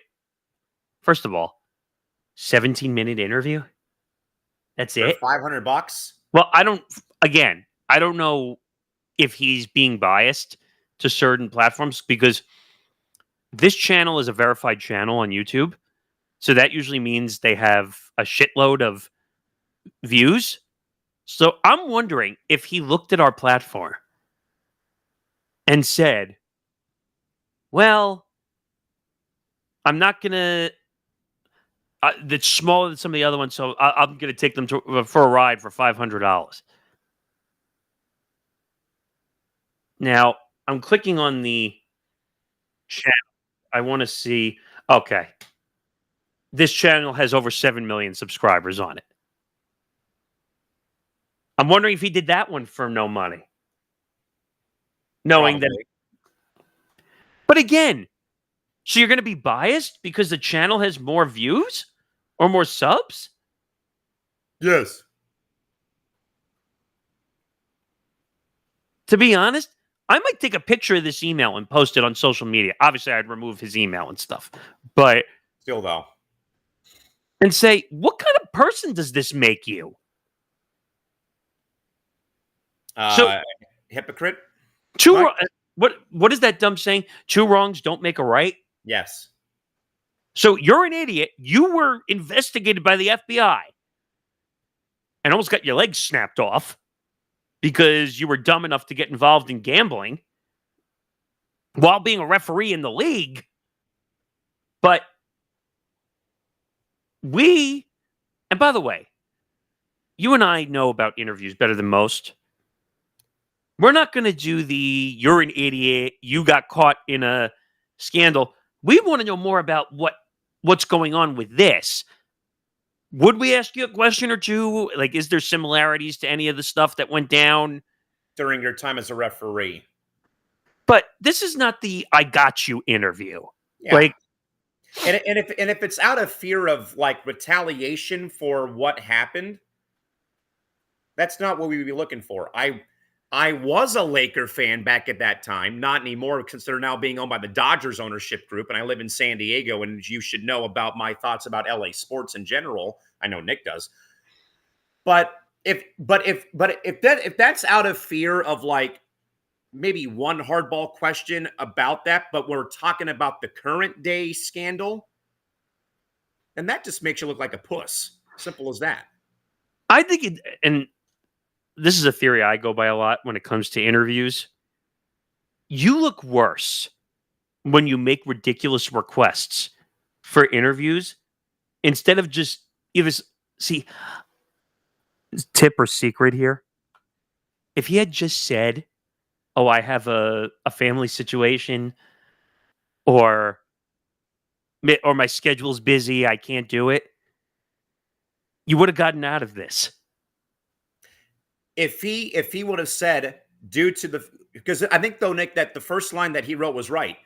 Because I've had a high volume of appearances and podcasting with work, I can't do it. But then he resorts to that next line.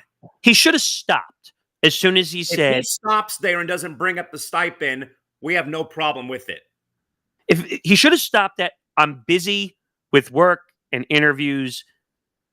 And even if he wanted to say, "Oh, well, maybe some other time," like right there would have been totally fine. But then you have to resort to, if you want to throw me a bone though and pay me $500, then I'll do your damn interview. So, and I said this to you the other day. Let's play the devil's advocate for a second, okay? Say I stupidly agreed to pay the $500, right? Okay. What did I say to you when if that happened? Do you remember what I said to you? Well, I think, did you freeze? No, I remember what he said. Now I can't think of it now. So I said to you, if I stupidly agreed to the $500 stipend, which is not the right word, by the way, it's really an appearance fee, is really what you're asking for. I would have made you sit here for 4 hours, do a whole open, exclusive interview in a sense, and make us do a tell-all. Do a tell-all, take questions from the fans, viewers. And I would have gone to playback and I would have said, "Hey, main stage. Look who I got." I'm wondering if I wrote him back. I have to talk. Maybe if I talk to the playback team, and if I threw that out on the table,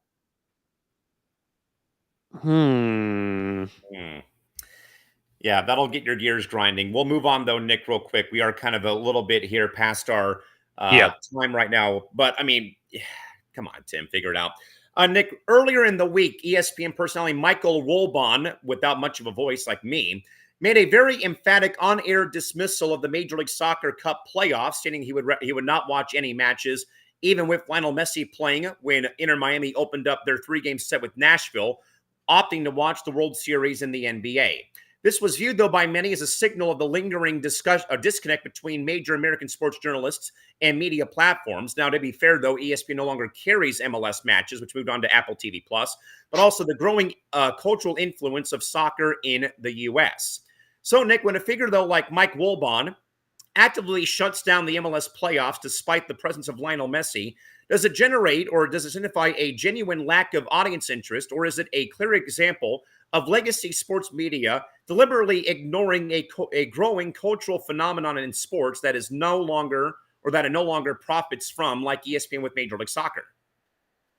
So, if I remember correctly, when you and I were talking about this made me have flashbacks to Ben McDonald a little bit here. The NHL during the Padres Cubs wildcard series. And ESPN chose to raise a blind eye to it, essentially. And that on a show that was on here, I also made the point, though, of emphasis. He doubled down, Nick, on Fox Sports 1 the following morning. Not on ESPN, on Fox Sports 1 the following morning on Barstool's morning show. Who did? Ben McDonald. Oh, right. Okay. Right. Well, that makes sense that Barstool would somehow get him on. See, I don't know. I'm struggling with this one partially because they don't have a deal with ESPN. I'm not saying it's right. Let me be very clear about that, number one. But the issue that I guess I don't have with this is that MLS is no longer on ESPN. That's the only thing, though, but still. That's what's making me struggle with this partially. If MLS was still on ESPN, this would be a problem. Because, Right. like, fully. Because, again, it's corporate attack if they're still on ESPN. So, what I don't like about it is that he's just basically smacking MLS on the you-know-what and saying, well, I don't like you. And there are a lot of people that follow Michael Wilbon. I mean, I don't know if he has a he does, a Twitter account. He's got 4.4 million followers on Twitter. Now, he hasn't tweeted since 2024. Right. But people know him. Yeah, everyone knows him. He's on the ABC coverage. He's on the ESPN ABC NBA coverage. So is it unfortunate? Yes. Am I surprised by it? No. Because today's world, big names don't care what their corporate employers say anymore. They just don't. No, they don't. And, you know, I for one, live in a market now where our MLS club is a win away from their first ever playoff series win in our inaugural year here in San Diego with SDFC. I was at their first playoff game, as I said earlier in the show. Again, we had a sellout crowd of like 32,500 people. That's why my voice is still kind of like on the lower octaves due to the fact of that. Plus, the weather here is out of control for late fall where it's 85 degrees outside, and the weather change has been flaring up my sinuses and my, headspace. But, Nick, I think, though, it is a valid point, though. Now, don't get me wrong, though. Kornheiser and Wilbon, Nick, covered the 94 World Cup. They covered the 99 World Cup. They followed the league, though, as you said. Now, that part I'll give them, though.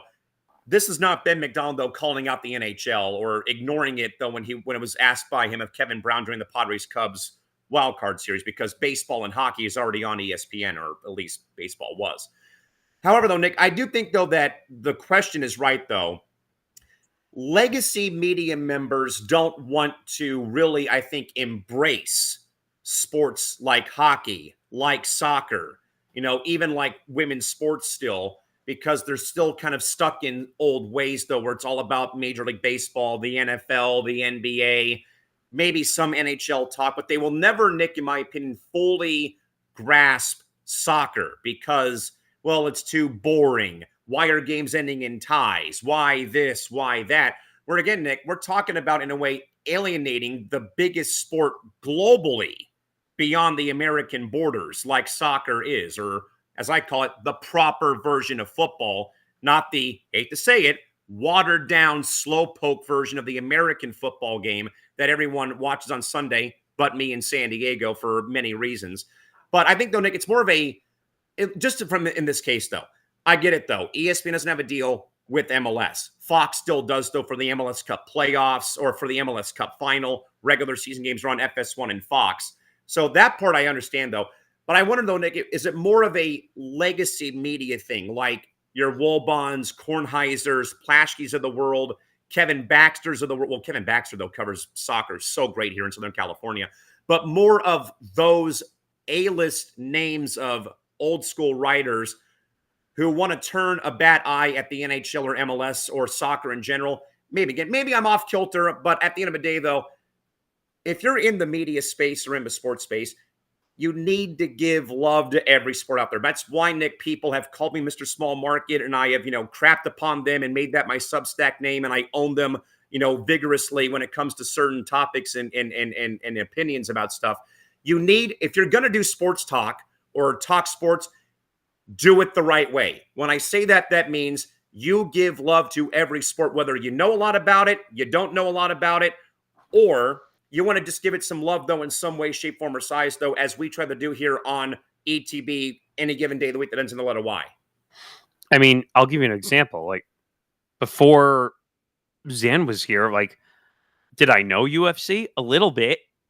Now I know it way more, and I actually like to follow it. We talk about it every week during our show. So soccer, I guess we just don't do it enough. But I've told you many times that I would like someone to lead a soccer vertical here, because eventually we're going to have access to it for World Cup is next year too, coming back to the States. I think we're going to have more access to soccer soon.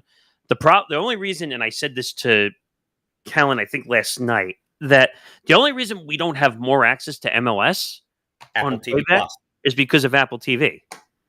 That's the only reason why we don't have that access anymore for that situation when it comes to playing the sport. So I don't know. This is a tough one because, again, like I said, ESPN would have been all over Mike Wilbon's ass if the ESPN had a deal with MLS, and he said that because he's got a huge following. But you notice ESPN hasn't come out of the woodworks on fire because they don't have a deal with MLS right currently. So I think that's strictly how it's going to be handled. As long as they don't have a deal, they don't care. And I would have thought ESPN would have gone after Ben McDonald for making the comments about the NHL, but they didn't do that either, which is even more shocking to me. It caused a lot of viral surge after it happened, but ESPN said, we're good. We don't need to say anything, but I don't know. It is what it is. It is what it is. I couldn't agree more at this rate. Nick, let's go back to college athletics and into college basketball. Goodness gracious, Nick. The resurrected Pac-12 conference is set to, in a way, have a brand new basketball scheduling formula come next season when they have new schools join them.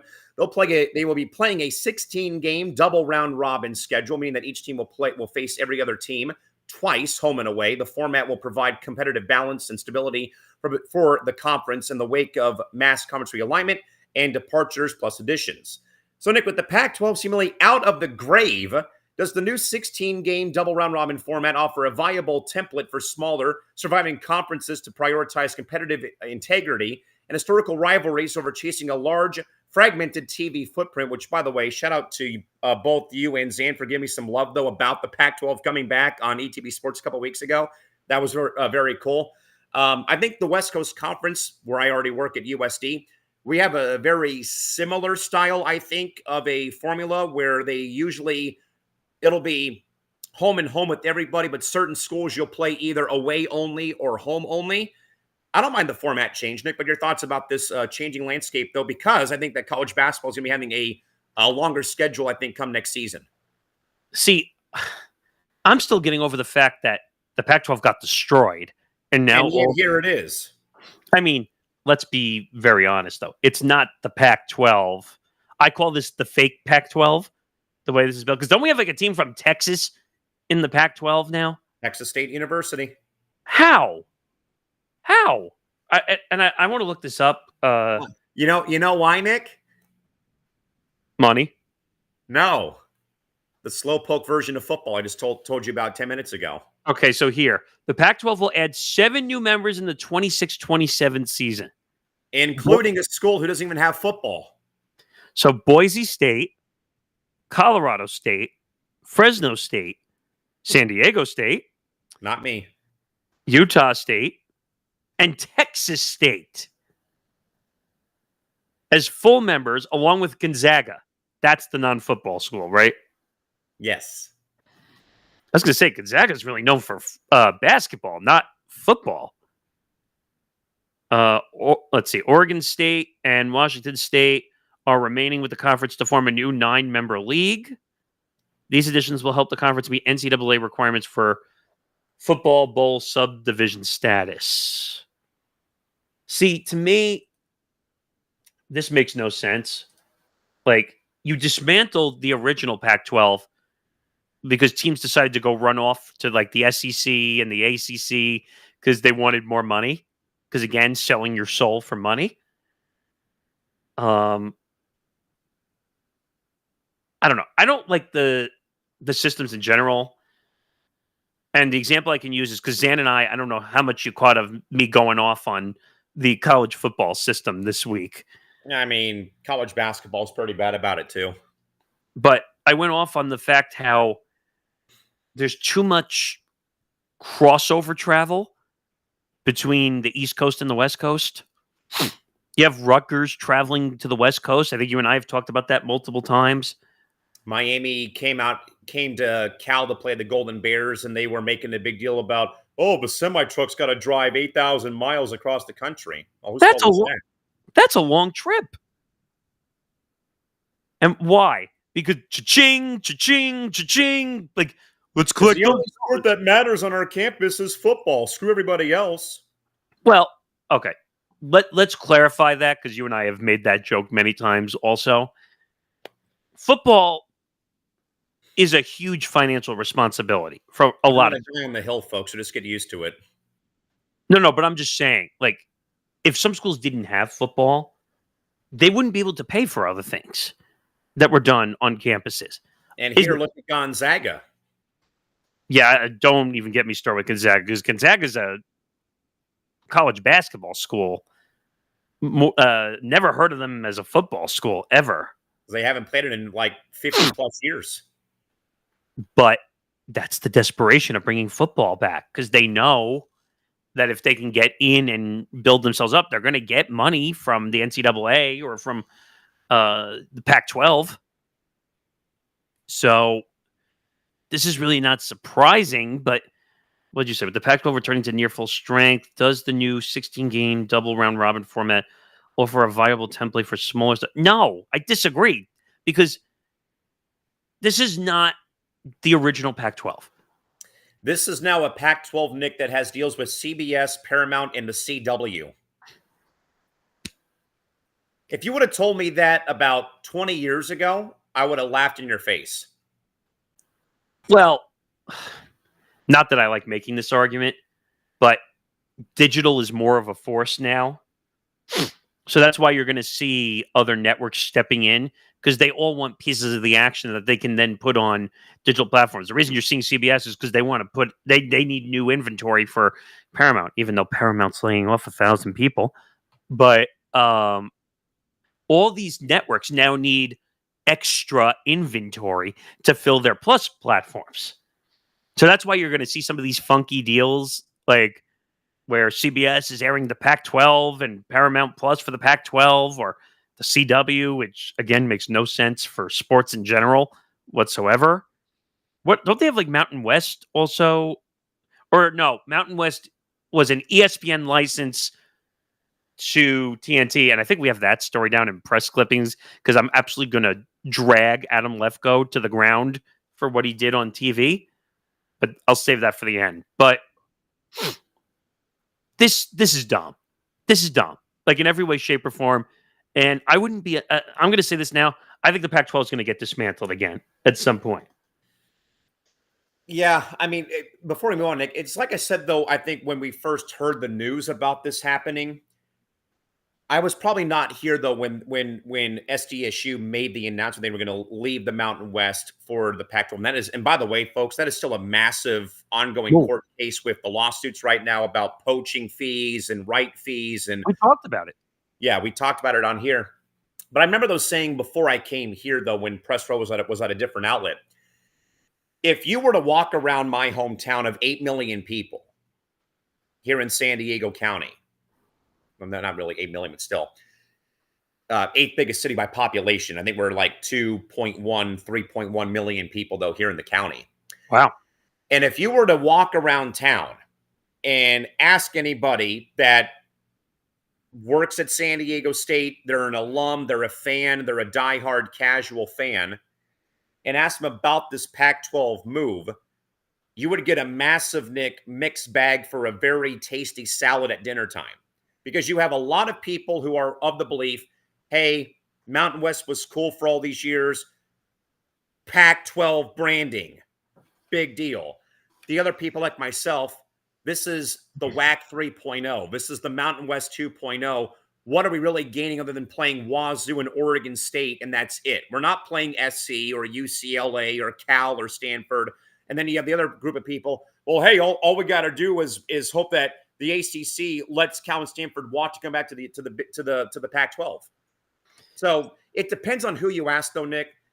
A lot of people, though, I think, and this would just not be like, no, not for me, doing this about college realignment. A lot of people just don't really feel like that this is it might be the right move, though, but this isn't the Pac-10 of the dynasty of USC, for example, or the Walton era UCLA Bruins that SDSU are joining sometime soon, though, because in a way, this feels like a glorified Mountain West conference with how many schools jump ship, with one WCC school joining for basketball mainly. And then Texas State University for football only. Callan. I'm aware of that, but still, it makes no damn sense. I'm not saying it makes sense. You're 1,000,000% right on this whole thing. But it's all about money. Because it's like I just said, Rutgers was traveling to UCLA or to USC. Yes. Like, for crying out loud. Do you realize, like, and this is another reason that goes back to, do they really care if kids are passing academics? Because you would know this better than me, what would be like the average distance trip before they started doing all this crappy realignment for most schools? All right, so I'll give you all three of the West Coast conferences that I know out here. Well, four. Mountain West, furthest east you would travel would be before the realignment, would be Laramie, Wyoming, or Colorado, Air Force, and for Colorado State. Well, just so everybody has a picture, how much distance would you say that was roughly? Maybe 1,000 plus miles. So maybe, what, like, give or take under 1,000 miles, probably. So how long would that take, roughly? A couple hours? It'd be like a 2-hour flight. Okay. One time zone, and changing time zones one time to go from the Pac to the Mountain time zone. See, that makes sense to me. Like 2-hour flights, maybe a 3-hour flight at the most. My conference, the West Coast Conference, everyone's in the same time zone. See, this is the California, problem. Oregon, Washington State. But this is the problem, though, because when you have Rutgers traveling from New Jersey to LA. I forgot. Mountain West, though, or for the Mountain West, farthest east would be Colorado. Farthest west, Honolulu. That's far.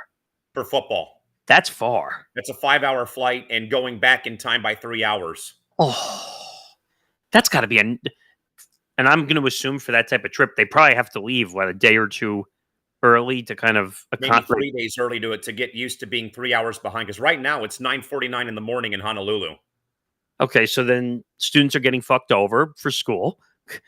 Because last time I checked, and you and I have said this many times, why do we go to college? It's education first. That's why they're called student athletes, sadly, still, whether you like it or not. I mean, at this rate, and I hate this is Now more. the roles are reversed now in 2025, which is stupid.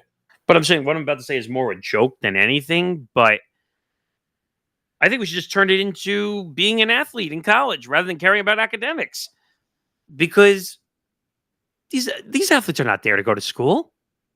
No. It's a housing unit until they can get to professional sports. Yep, that's all it is. And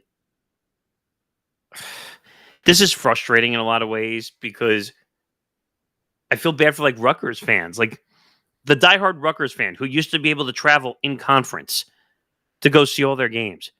Imagine telling a Rutgers fan, "Oh, you have to travel to UCLA or USC to go see a game."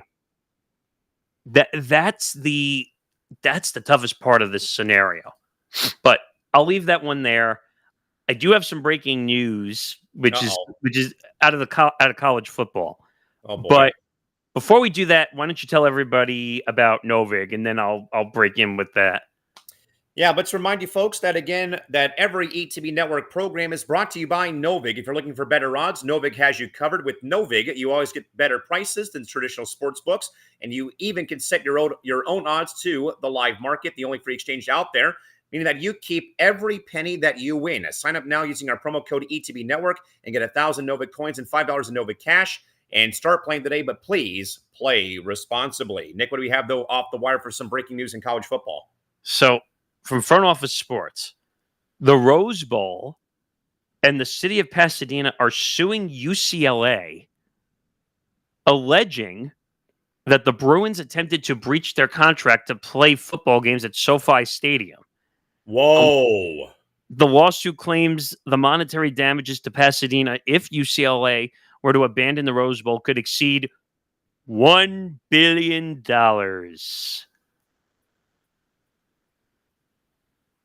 This is your neck of the woods. So now we just want to buck college tradition in general.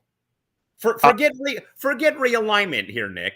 Yeah. Now all of a sudden, the UCLA Bruins, known for Lou Alcindor and Bill Walton and John Wooden and Jackie Robinson and Lord knows how many other legends. Tradition of the Bruins playing at the Rose Bowl to go to the shiny house built by Stan Kroenke, not by Dane Spanos, built by Stan Kroenke for the Rams, more so than that sorry-ass team that used to play in San Diego.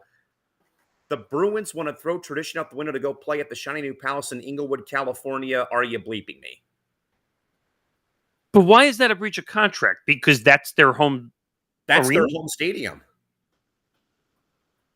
But technically the team,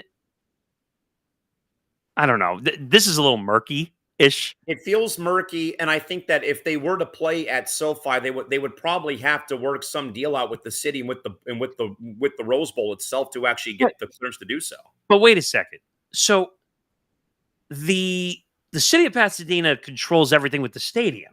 Yes. Let's be careful here because I totally understand where they're coming from, but we see this all the time in professional sports where they'll go and play a game internationally, or sometimes teams will move.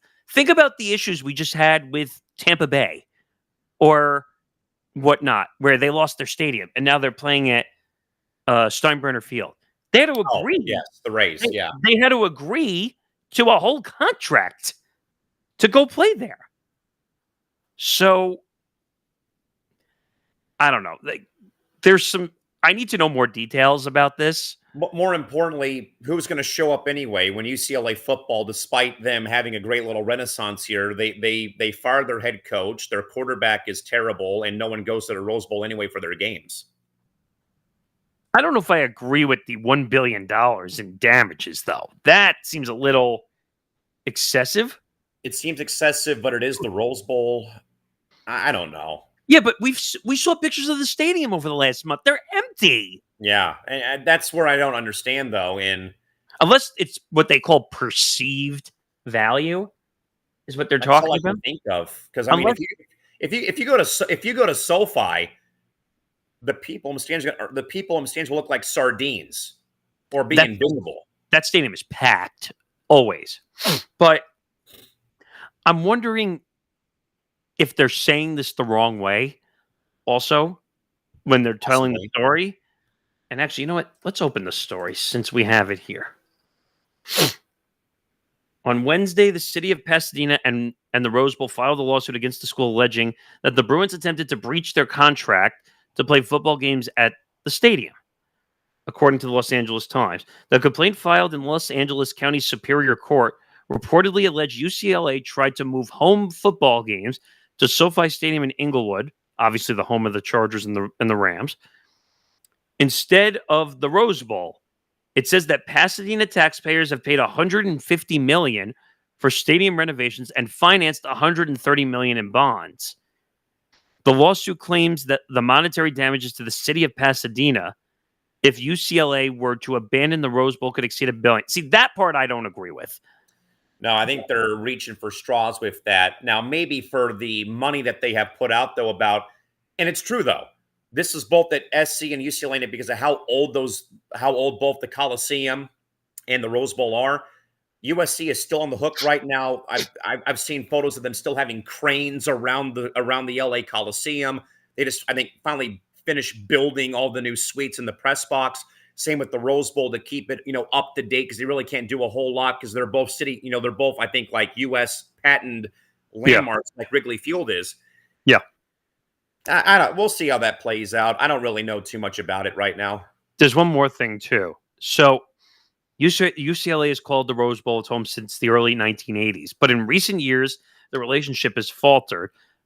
But listen, this is interesting. So the Rose Bowl is 26 miles from UCLA's campus. Yes, that's long. SoFi, it's an off-campus venue, and in perspective, San Diego State football plays at where Jack Murphy Stadium used to be, where Snapdragon Stadium is now. That's only an 8-mile drive, not 26 miles like it is from Westwood to Pasadena. So SoFi is only 12 miles away. So you're cutting off half the distance of the trip. Yeah. So I guess I get it from that standpoint. Like cutting down on travel, cutting down on things like that. I guess I understand that point, but still. And it says the combination of brutal traffic conditions and UCLA's less than ideal on-field performance has made it challenging for fans and especially students. Wait a minute. So if you're a student and you want to attend, you have to go 26 miles off campus just to get to the damn game? Yeah. Why the hell would I do that? And Nick, what else did you read in there? On-field performance. That's why my hometown, Nick, gets the stupid-ass fair weather fan notion, because we only show up when our teams win. No, because sometimes you have to go that far to go watch a game. Yeah, but they're reaching for straws, claiming that there's $1 billion lawsuit here. Like, yeah, I don't buy that at all. You know what that sounds like to me? Desperation? No. Let me reach for the highest number so that by the time they settle, we get more than what we bargained for. You see this all the time. Like in frivolous lawsuits, they reach for like billions of dollars. And then the lawyers say, all right, well, we can't do that, but we'll give you the in-between number and we'll call it a day and we forget this happened. That's eventually what's going to happen here, probably, where they'll agree to a settlement, they'll break the contract legally, and they'll probably end up playing at SoFi, but that's going to be weird. That'll be weird. Scheduling-wise.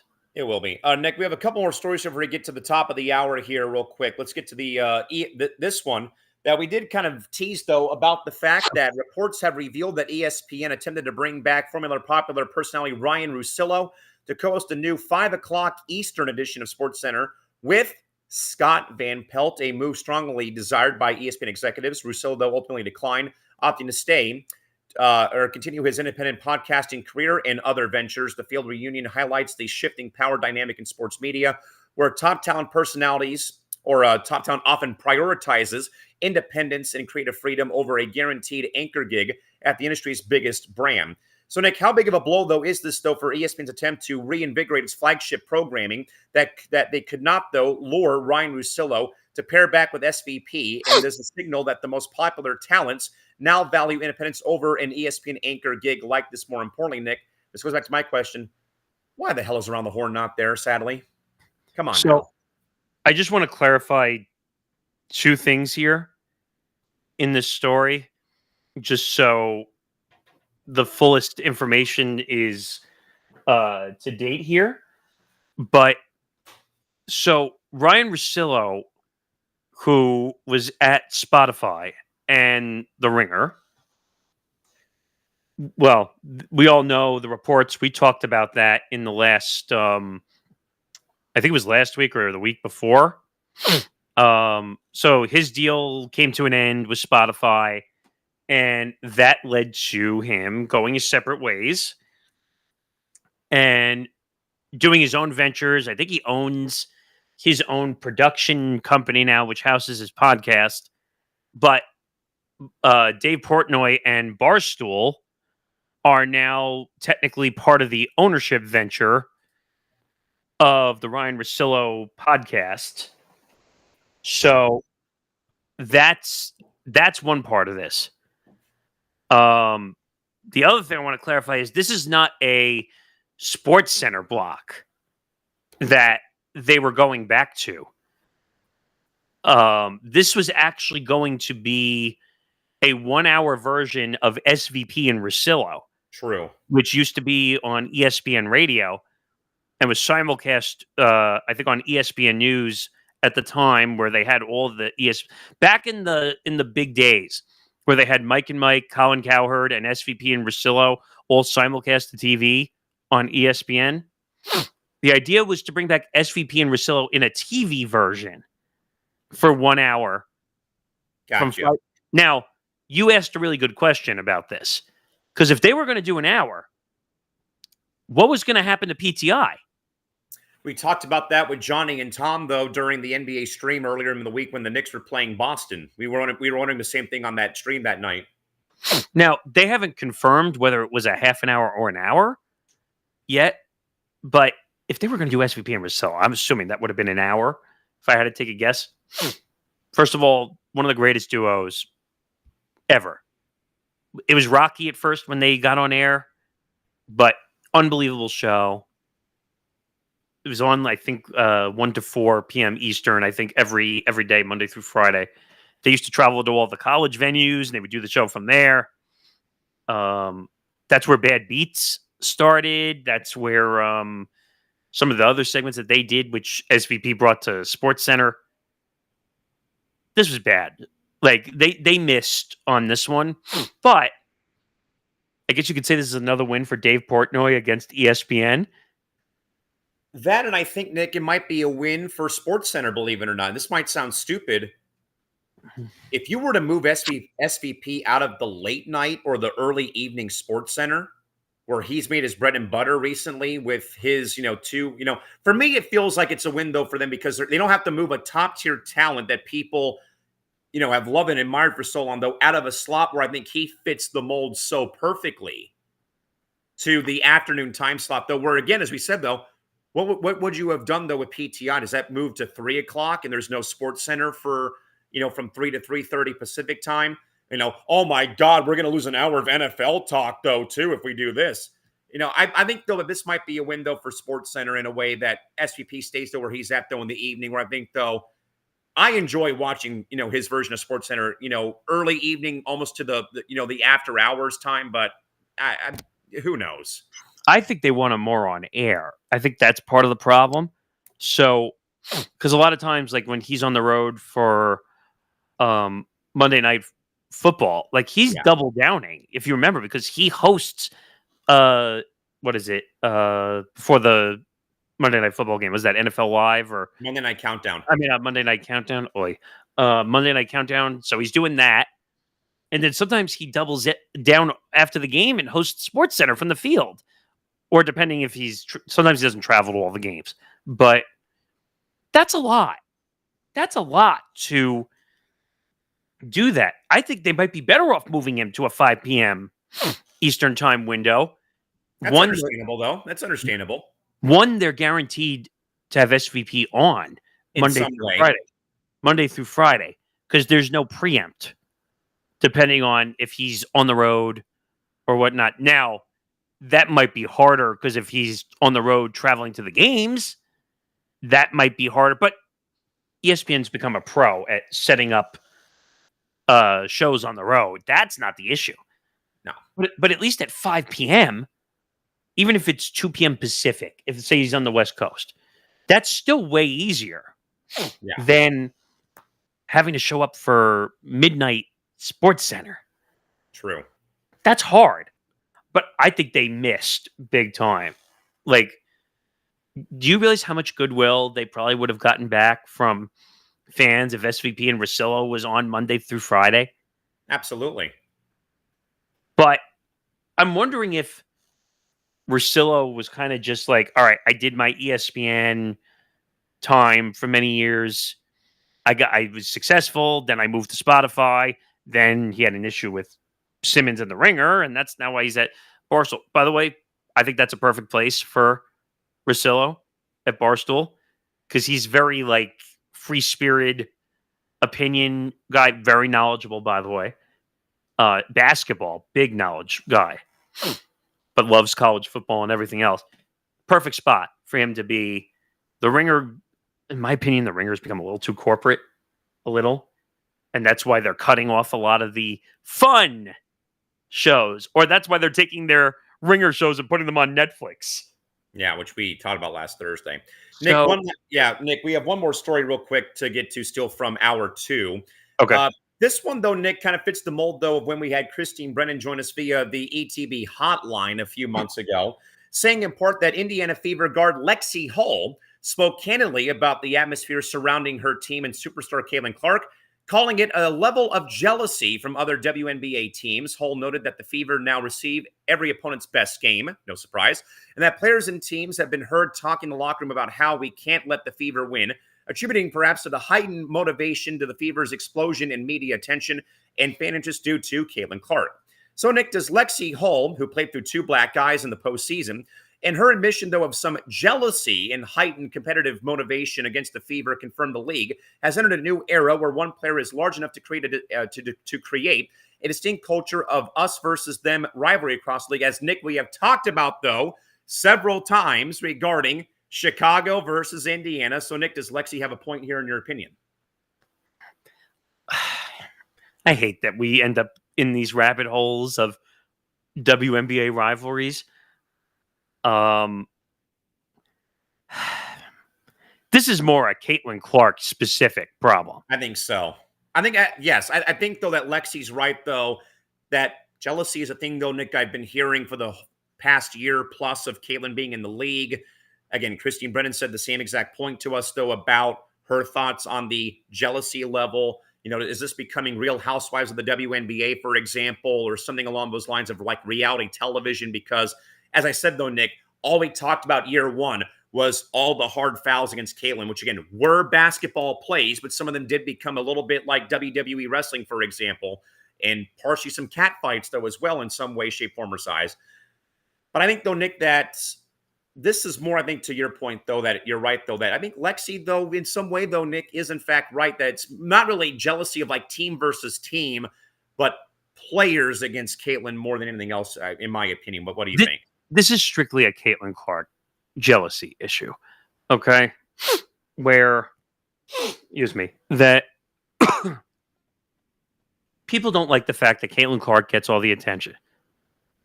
But we've had this conversation numerous times on this show. Tell me about it. Where if it wasn't for Caitlin Clark, you wouldn't have new WNBA deals.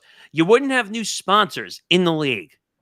You wouldn't have a fight on your hands against the WNBA owners and Kathy Engelbert, which, by the way, yeah, Halloween. I mean, it's going to be the spookiest time of the year.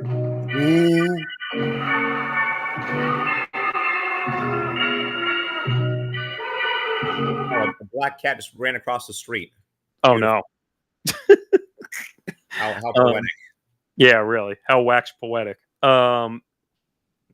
But yeah, this is a. If it wasn't for Caitlin Clark, there wouldn't be these opportunities. There wouldn't be this fight. There wouldn't be well, I don't even want to say potential lockout. We're basically in lockout mode at this point. But if Caitlin Clark's not in this league, the players are up shit's creek without a paddle. Nick, my last point, though, before we move on to our hour 3 topics here again, we are against the clock. So we're now an hour away from getting out of here to make way for MMA Outsiders coming up at about 2:30 Pacific time today. Do you at all think, Nick, that Lexi Hull made these comments only because last season the Fever as a team got ridiculed for not stepping up and defending Caitlin when hard fouls would happen, where I think this season alone, Nick, the Fever had a bit more of a enforcer's mentality, as we saw, though, when J.C. Shelton took a pot shot at Caitlin when the Fever played the Sun, and Sophie Cunningham came out and wanted to punch her in the face, so that now, in a way, the Fever as a team kind of took that criticism and said, we can't, we got to be there and protect our best player on our roster. I mean, do you think there's any merit to those to that logic maybe, or no? I think every situation is different. I think that it depends on which situations you're talking about. Like, that was the whole thing with like the black belt comment, right? That fight. Yeah, well, let's go back to when Kennedy Carter cheap shot at Caitlin Clark and no one really did anything on the Fever. Then this season, where Angel Reese took a swipe at Caitlin and wanted to go and clothesline her, Aaliyah Boston came in and held her back and got teed up for doing so. Oh, right. And that's when Caitlin Clark made the joke that she would pay the fine at the post-game press conference. But like year one, the team didn't really have her back. Year two, teams seemed to really have her back more by having Sophie, Lexi, Aaliyah wanting to go there and go to bat for her if, in fact, the other team tried to start some business after the whistle blew. See, this goes back to the point involving the CBA negotiations.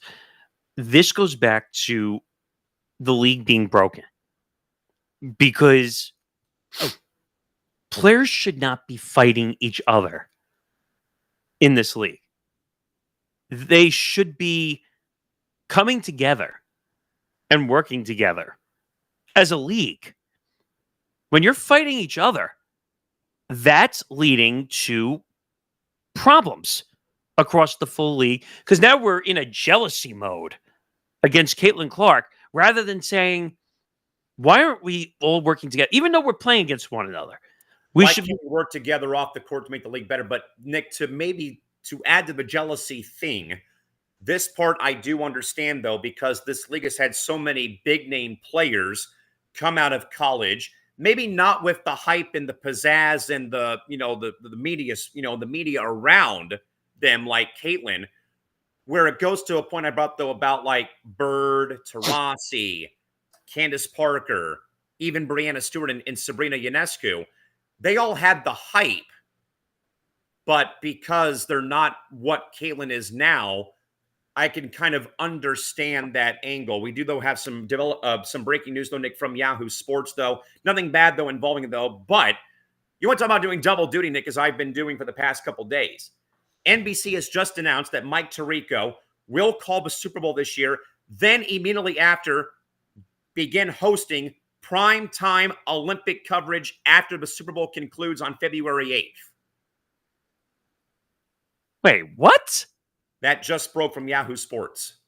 Wait, when is the Super Bowl? Is 2 days after the first day of is 2 days after the opening of the Olympic Games in Milan, Cortina, Italy. So February 8th. Wait a minute. So Super Bowl is February 8th in Northern California at 6:30 p.m. Eastern time. Wow. Wait, so that's going to be an early Super Bowl? It's always been at 6:30 Eastern. That's early for the West Coast? 3:30. Wait, so 2 days later, he's going to head off to Italy after calling the Super Bowl? No. So what they said, he's doing both in one day. Oh, wait. This is not the first time he's done this before. I think there's like a remote setup that they're going to give him in LA or something. But wait a minute. How is that going to work with the time zones? What can't Tarico do, though? I mean, I get that he makes $6 million, $7 million a year. So go, Lackey, go. Like hit him with the snapper. Like make your money. But like, really? They couldn't find someone to host for 2 days? Or whatever? Well, not necessarily. Tarico's just going to do it for the one day to lead primetime coverage. I'm sure Ahmed Fareed might lead the first 2 days, to be very frank, for the Olympics. Who knows? We'll see. They should. Come on. You're going to make Tarico, first of all. So Tarico now doing, I think he's the number one guy for the NBA. Yeah, with Jamal Crawford and Reggie Miller. So he's got to, now, I'm assuming they're going to give him the Iron Eagle treatment where, like, Yes. so, like, if he does the East Coast, like, Tarico, for the most part, might do the West Coast, maybe, depending on the, or maybe the football game determines the basketball game, maybe in some ways when they do that. So maybe that's how they determine where his games are going to be. But then to go off to do Olympic coverage, Yep. I thought it was going to interrupt part of the season, but I guess it didn't. That's kind of nuts. Not gonna lie. All right, so let's now move into where are we? Hour 3 topics now. Yes. Let's move on though with the NFLPA giving their support to the WNBA PA. All right, so the NFLPA released a strong statement in support of the WNBPA. I was kind of shocked when I saw this. Backing their calls for revenue sharing and better working conditions. The cross-sport solidarity from the NFLPA, one of the most powerful player unions in the world, adds significant morale and strategic leverage to the WNBPA's demands, particularly as the WNBA CBA deadline is on Friday, tomorrow. Woo! It underscores the shared belief among professional athletes that the current business model for women's professional sports must change. Does the public statement of support from the NFLPA provide crucial moral and strategic leverage for the WNBPA, forcing WNBA owners to take the players' revenue-sharing demands more seriously? I don't think so. I love the gesture though. I mean, I think though it is important though, Nick, that at least something like this gets said. Now, I doubt that we'll see it from Major League Baseball because, hey, we got, a winner, we got a chance for the Blue Jays to win the World Series on Friday. Screw the WNBA lockout. We're not going to see the NBA Players Association say a damn thing about this because they're working, hand in hand. But I think, though, it is, though, important, though, Nick, that we see this in some way, that every athlete and every player, though, is underneath a union. And also that there's at least one league out there. Again, I hate the NFL, but as a women's sports fan, I love, though, that they're at least taking some kind of initiative to say, hey, they're athletes like we are in our sport. Yeah, we are the iron fist ruler of American sports fandom, except for people in San Diego, California, and St. Louis, Missouri. But they deserve what they deserve to get. Now, again, can we say, well, hey, what about the All-Star game and the shirts that they wore in Indianapolis? Again, I get that notion, though. But I think, though, Nick, it is so important, though, that other athletes in sports speak up, though, when stuff like this happens. I think that we've already seen that, though, again, about when Collier gave her thoughts, though. Tyrese Halliburton said her piece. Angel said her piece. CC22 said her piece, though, that there is, I think, Nick, going to be an outpouring that we will read on Friday during our lockout special late in the evening on Friday night. We're going to see a lot of reaction, Nick, not just from the WNBA players, Nick. I would assume the NFL, the NBA, soccer, maybe some baseball players. There's going to be a huge outpouring, Nick, I think, of support, though, for the WNBPA come Friday, that this kind of, in a way, begins like a starting point, maybe. Now, again, maybe I'm off kilter. I don't care. But that's just my thought, though, is that seeing a cross-sport solidarity statement, Nick, do I have to bring up the bubbles of 2020 when every league in some way had the same shared message about stuff away from the basketball court or away from their fields of play? Why not now? Yeah, I'm just shocked that the NFLPA got behind the WNBPA. Like, because those business models are two very completely different ways of functioning. To my point, though, NFL, big bad ruler of the American sports fandom, they're now in a way giving their support to a league that needs the support more than ever. Why not? I just never. Usually, the NFL is the king, and they don't help anybody. Usually, now is this technically helping? No, this is more support and statement. Yeah, they're other than that, yeah, that's all it is. But when the NFL gets behind you, that's a whole different can of worms you're opening up. And I don't know. I think the WNBA is going to be in for a long haul. I don't see this getting resolved anytime soon. And they can yell and scream until they're blue in the face, or their head ends up in the clouds. Until like I said before, until the revenue number is adjusted to a more fair play, we're going to be stuck in a lockout. So if they're not going to budge off that 9%, changing salaries means shit. Nothing. You could make it $10 million for all I care. That's a salary. That's I shouldn't say once yearly, but it's a twice monthly pay that they're getting. They're getting no revenue from the league. And that's why Kathy keeps making new deals for TV, because who's making most of that revenue? The owners. The owners and corporate greedy bastards that run the league. Exactly. So this is all noise, really. Until we get a decision, this is all noise. Nick, back to the media landscape. Paramount has now begun the process of mass job cuts, announcing at least 1,000 layoffs company-wide in the wake of completing their $8 billion merger with Skydance. The company expects to cut a total of 2,000 workers, about 10% of the workforce, as it works to streamline its business and restructure. The move will also follow the trend of mass layoffs across the media industry post-merger, and it occurs while the company is in rumored interest to have acquiring interest in WBD, which of course we talked about last night. Dana Jacobson let go. Michelle Miller let go. The streaming hour plus of CBS Morning on Saturdays. John Dickerson's program after the evening news going off the air also was cut. So, Nick, as Paramount tries, though, to initiate a massive round of job cuts following the merger, does this serve as a stark warning to employees at other media corporations like WBD about the inevitability and costly effects though of corporate consolidation, in your opinion? We've talked about many of these situations before. We talked about the iHeartRadio cuts. We've talked about the ESPN cuts. Heck, we've talked about a lot of different companies that are doing cuts. Let's just be real and let's be honest here. The media business is a shit show right now, currently.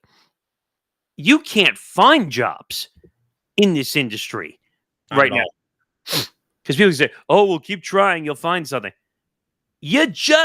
Paramount just laid off 1,000 people.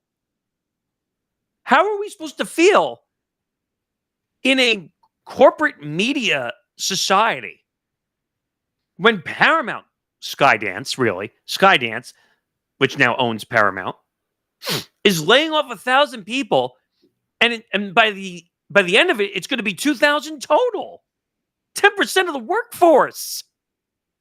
And I think the iHeart media roles are still being announced about them cutting people. And by the way, you notice a trend in all these cuts. Where did iHeart not cut from? Which areas? The big markets. New York. LA. I don't know if they went to San Francisco. I don't know if they touched. I think they touched very small parts of LA, but nothing big. Chicago. But they don't touch New York, if you notice. Where do you think the biggest salaries are in those companies? New York. So keep that in mind slightly when they make all these cuts. But it's funny because I forgot the name of the guy who's the CEO of Skydance. We talked about him a while back. But they just made a huge deal with the UFC. Well, with TKO. But huge deal to carry UFC on CBS and Paramount Plus. And Zan actually, I'm going to be curious to see if they talk about that too, because one of the deals that's affecting this is the UFC deal. But it's funny how billion-dollar corporations with their companies say, well, I don't need those people. Let's cut 1,000 jobs and we'll just buy the UFC stuff, because mostly the UFC is done by the UFC, a lot of the media. Well, we'll just put them on and we'll cut 1,000 to 2,000 jobs. Like, how are you and I supposed to feel about the industry when Skydance Paramount is cutting 1,000 jobs, iHeart cut a couple hundred jobs, ESPN over the last 3 years has cut how many jobs? 1,000 to 1,500 jobs. How are we supposed to feel about this? And that's probably why, Nick, I'm glad that we have a platform like Playback and that I work in public address announcing, which is nowhere near working for ESPN or Fox or any of those outlets. Now, games that I might broadcast are on ESPN Plus, but that's put on by the conference and by the school. But yeah, I mean, you don't know how to feel. And whenever layoffs happen, it sucks. You know, I've seen so many great people, Nick, here in Southern California in my 31 years being here of losing jobs, like Lee Hacksaw Hamilton, who did the Chargers and Seahawks. I love him. He's great. You know, Coach John Quintero was a main reason why I got into broadcasting as well. He lost his job at KWFN here in San Diego a couple years ago around the holidays. Steve Hartman, who's retired, so many great people, Nick. Just in my market alone, between San Diego and all of Southern California, you could build Murderer's Row of sports talk radio hosts, Nick, who now have podcasts, as Hacksaw does, Coach Quintero does, Scott Kaplan does. I don't know about Steve Hartman.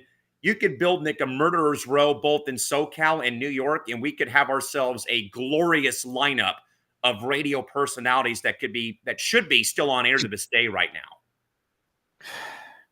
I don't know. It's like discouraging because, like,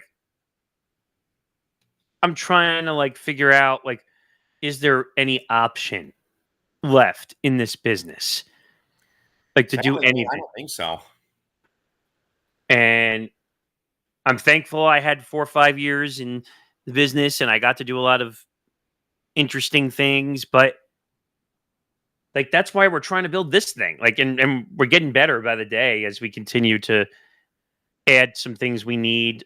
I told Cowan of a meeting I'm having on Friday with somebody to finally get back the women sports angle, which we needed badly because unfortunately we lost Sarah for other reasons. But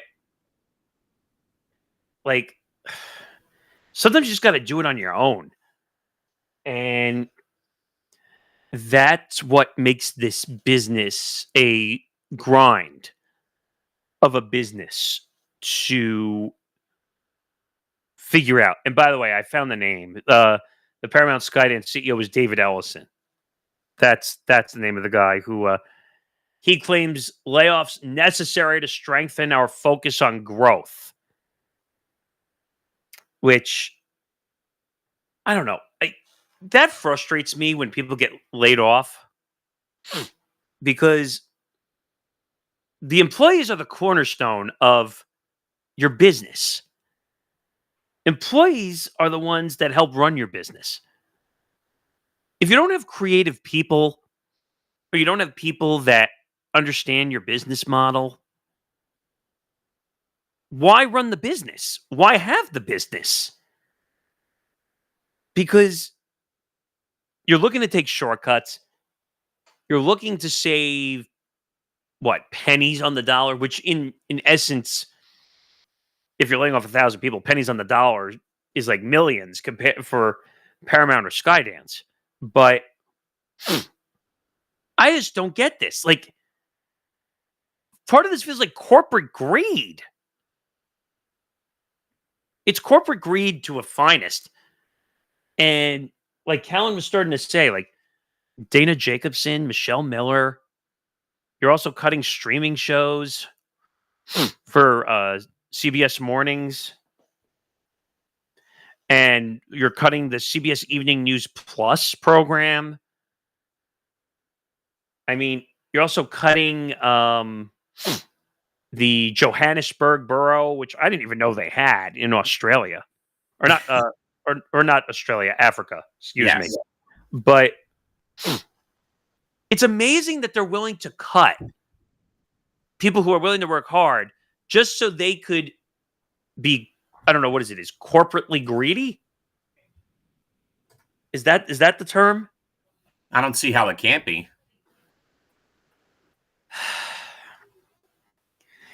Like, I'm like so dejected by this business because I see jobs getting posted all the time, but then you see 1,000 people getting laid off. And trying to figure that out has been rough. And trying to figure out that situation has been a bear. But I don't know how to feel. Because again, Paramount is making deals with the UFC, and it makes you say, well, oh, they're making deals with the UFC, blah, blah, blah, blah, blah, blah, blah, blah, blah. They're making money. But then you're cutting people. Somebody explain this to me. Because it doesn't make a hell of a lot of sense of what's going on. So, trying to figure this out. I don't know. And Paramount was trying to make a deal with Warner Brothers Discovery. I don't know if that happens either.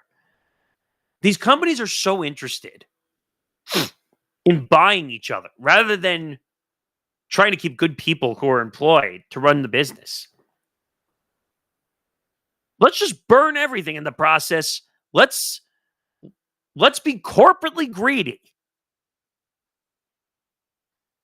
And we'll just save money by cutting people's jobs. What do you want me to do? Like pat you on the back, give you a round of applause? Well, I don't know what to tell you, but it's just frustrating, man. Like, it is what it is, but he's back. Yeah, trying to get the internet back up on my computer right now because something went wrong when I came back into the studio. Yeah, I was just saying, this is massive corporate greed.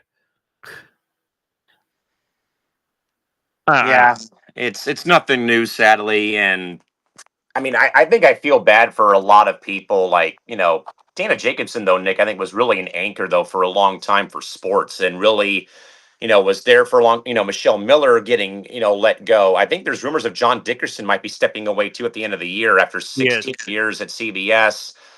Like, come on, and I think, Nick, that we both can agree that it's probably good that you and I are both out of the industry or out of that business realm and, doing stuff like this. Yeah. I call BS on them trying to acquire Warner Brothers Discovery. Like the sports stuff. How are you acquiring business if you're laying people off? That's what I don't get here. Stop with the greed. Yeah, it's greed. It's maybe borderline jealousy. I'm having webcam issues, but I'm back in on my computer at least. But I mean, we'll keep an eye on that story though and see where things go from here. Nick, let's move on though. This one is a very perplexing story out of Dallas, Texas, Nick. But the majority owners of both the Dallas Mavericks have now filed a lawsuit against their in-arena neighbors, the Dallas Stars, over management and upgrade issues at the American Airlines Center, which both teams have shared since 2001. The Mavericks are alleging that the Stars are blocking long overdue venue upgrades and breached an agreement by relocating their corporate headquarters to Frisco, Texas. The Stars have also fired back with a counter lawsuit, calling the action an attempted hostile takeover aimed at marginalizing their role in the arena including the Stars considering a move to Plano, Texas by 2031. So, Nick, in a shared venue dispute that has escalated to dueling lawsuits, does the legal battle between the Mavericks and Stars expose the underlining fragile nature and competitive tensions of co-ownership and co-tenancy in pro sports venues like the AAC in Dallas? Your thoughts? This is such a frivolous and ridiculous lawsuit. You and I were laughing about this last night. Now, isn't the arena owned by the town or by the It's owned by the city. or the city? So then they really can't do anything without the approval of the city. Right? Correct. So this is ridiculous. So the Mavericks want to make changes, and then the Stars are blocking it due to a breached agreement by relocating their corporate headquarters to Frisco. I mean, the Stars fired back with a countersuit, calling the action an attempted hostile takeover, aimed at marginalizing their role in the arena, including I mean, Jesus, like, this whole thing is just, I don't know what to make of this. I don't either. And again, Nick, it goes to a point, though, that has been brought up, though, in some circles that now, because when I first heard the Stars were planning a move to Plano, Texas, I'm like, wait a second. That would make no sense for them to move to Plano. But now I guess it does make some weird sense, though, with this ongoing lawsuit now, again, with the Stars and Mavericks now fighting over revenues and arena management, though. Nick, where the hell's the city to step in and tell both teams butt out and be quiet? Well, or we'll make the decision if we agree with the changes or not. I mean, if it's owned by the state, they don't they have the last say? You would think they would, right? Because I thought originally the Mavericks, like under Mark Cuban, I thought they owned, or is it that they own the land? They probably own the land, I would say, to be very frank. But that's kind of a murky territory, because if they own the land, like the arena, the stadium is on the land. Yeah. So I don't know how that works. But would you put this under ridiculous lawsuit number 1 million? It's got to be. Especially, though, Nick, where you would also think that in a stadium or venue co-shared, that you all would get along. That's what's more baffling to me. But I mean, suing for an attempted hostile takeover, like, what is this, a tower heist? Yeah, Like, is this literally, Die Hard? Come on now. We're not kidnapping people here. Yeah, I don't know what to think about that story. It's very much really out of the box, and but we'll keep an eye on it, though, as time goes on. Nick, we will now go back to the ongoing NBA gambling scandal. Amid the ongoing federal charges against Terry Rozier, his legal team made a unique defense against the claim that he faked an injury to help bettors win money on prop bets during the 2022-23 season.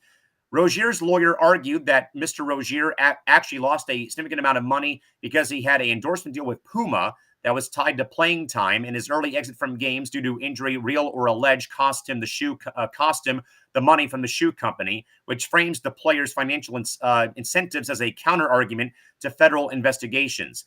Nick, do you believe that Rozier's defense, arguing that his injury absences cost him money due to a shoe deal performance clauses, effectively counter the federal government's charges that he was provided insider information for a fraudulent gambling scheme?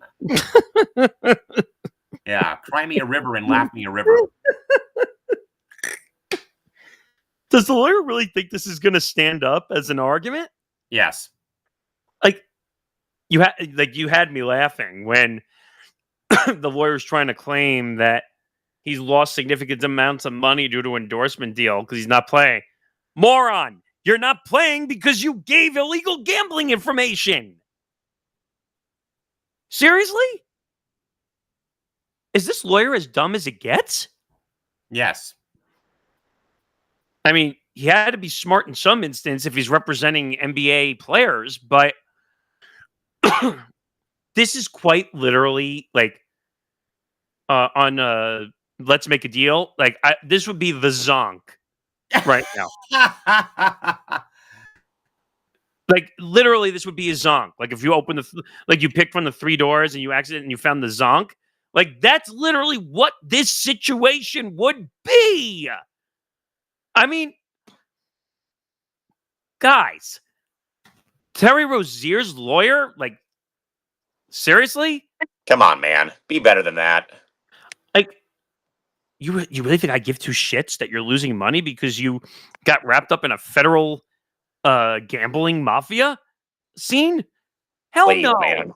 No You way. made $160 million in your career before you decided, hey, well, I'm going to go pass illegal betting props and illegal inside information so that we can make $200,000, even though my salary is close to $27 million.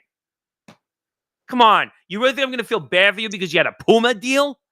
No way. No how. This lawyer's an idiot. Like, and I'm willing to pull his lawyer's license. That's how dumb he is. Yeah, isn't it also the same lawyer who said that they've been representing Rozier ever since the first gambling scandal came out 2 years ago? I think so. Yeah, and this is the one I think that was And also. it makes him look more like a dumbass now with this commentary here. And I think this is the one who claimed, like, because people were saying he made up the foot injury to come out. I think that him and the doctor supposedly came out and said, "Oh, here's the evidence that he had an MRI." First of all, getting an MRI means nothing. That doesn't tell me anything. How do we know it was fake? Well, that, or you could still give insider information if you can't play. Calvin Ridley, I mean, he didn't give inside information, but he still bet on the NFL while he was injured, I think, with Atlanta years ago. I think that one's a little bit different just because he was not playing and he was just bored and broke the rules. True. Even though his punishment should have been less than Deshaun Watson's, but that's an argument for another day. This is stupid. This lawyer needs to go away. Like, he's as dumb as Terry Rozier. Makes sense that they both are with one another. Yeah, and we'll see how that story plays out. Again, folks, sorry about the tech difficulties I'm having. For some reason, my camera does not want to come on the computer now, so we're back to the stone age of being back on the phone here for the ending of our program. But try restarting the computer. I'll worry about it later.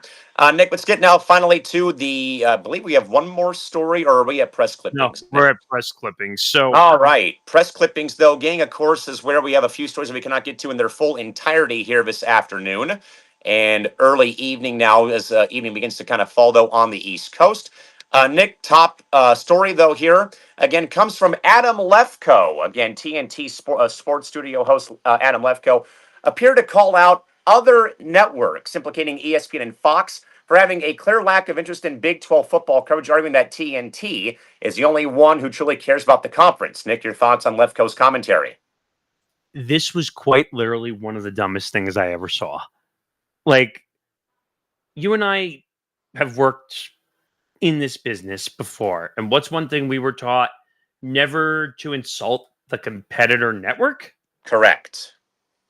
Because you never know if you're going to end up there someday. Actually, I have the video right here.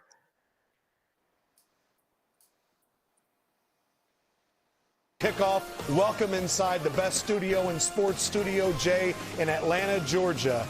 And there are some other networks, and I don't know if they care about Big 12 football, but I'm telling you right here, that's all we care about. Welcome to Big 12 College Football Game presented by. So, I'm sorry, but we need to clarify something here too. The only reason that WBD TNT Sports has, what is it, Mountain West football or Big 12? Yes. Oh, Big 12. Big 12. The only reason you have Big 12 is because of who? Ironically enough. ESPN. It's a license deal from ESPN. And you just called them out. Talk about poking the bear, eh?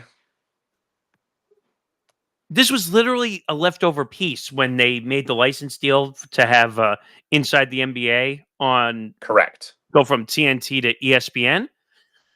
They said, "All right, we'll throw you the Big 12 games." That way you can get something because we're taking this. So that's your answer, Lefko? To Come start on, man. insulting big networks? Stupid. What are you gaining? Nothing. You only lose in that scenario. It's a lose-lose, as if there's ever a lose-lose anywhere in sports. Yeah, I mean that was bad. Speaking of weird situations, Gilbert Arenas denies snitching. You and I started to talk about this a couple nights ago. Yeah. Former NBA star Gilbert Arenas publicly denied any involvement in snitching on Terry Rozier and Chauncey Billups in the gambling scandal, sarcastically sharing a photo with an, quote, informant lunch bag. This was funny, by the way, It was. on his podcast to mock the rumors and maintain his media career. I don't know about that last part about maintaining his media career, but because he's technically doing his own thing with Underdog, which, by the way, they've hit 1 billion views. Crazy. So for anyone to say that,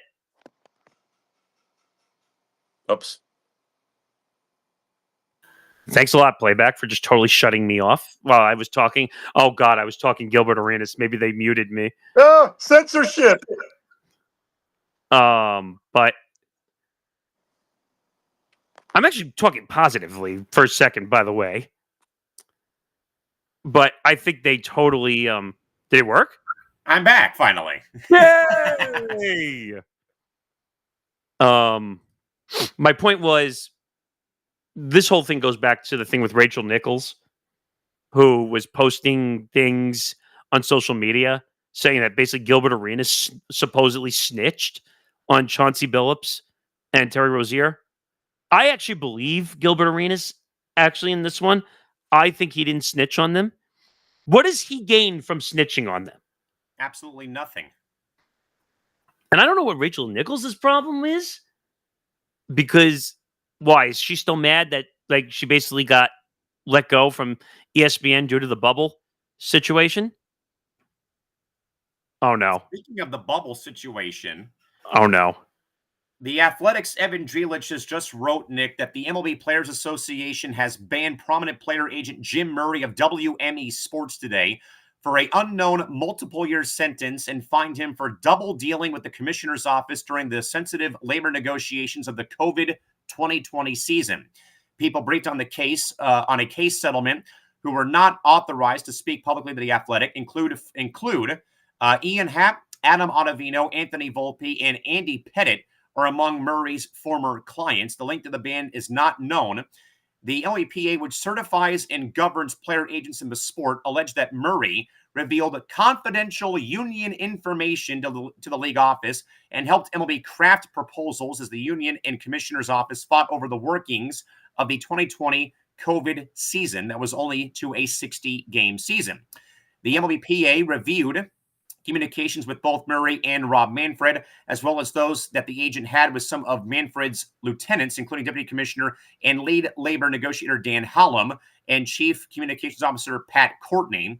Murray and the MLBPA reached a settlement on Wednesday, a day before the dispute was set to be heard by an arbitrator. The league or the Players Association initially banned him for life, which Murray appealed for arbitration. The hearing was preempted by the settlement. The union and the league would not choose to comment. This, however, though, Nick, is not the first time, though, that Murray has run afoul of the MLBPA's agent rules. Murray also received a hefty punishment from an arbitrator last year in a case brought on by his former employer, Excel Sports Management, or ESM. So what was because that was a lot. What was the actual punishment?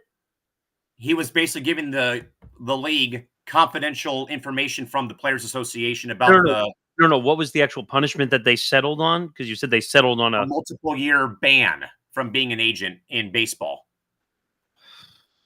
So basically, he was being a double agent, so to speak.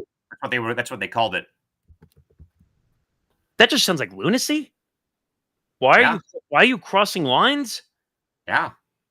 Also, during a time during the COVID bubble where everything was amok, including that CBA deal that was heavy. But wow, whatever. Just to finish up on the other story with Arenas, Rachel Nichols tried to do the "I got you" moment with Gilbert Arenas, and that backfired on her big time because then he did that whole bit and basically called her out and was spitting fire. Now, let me be clear about one thing, and I have to say this every time we do a Gilbert Arenas story on here. He is a colleague of ours in a way because he is here on playback. He's a Usually, partner. He's a partner like we are on this platform.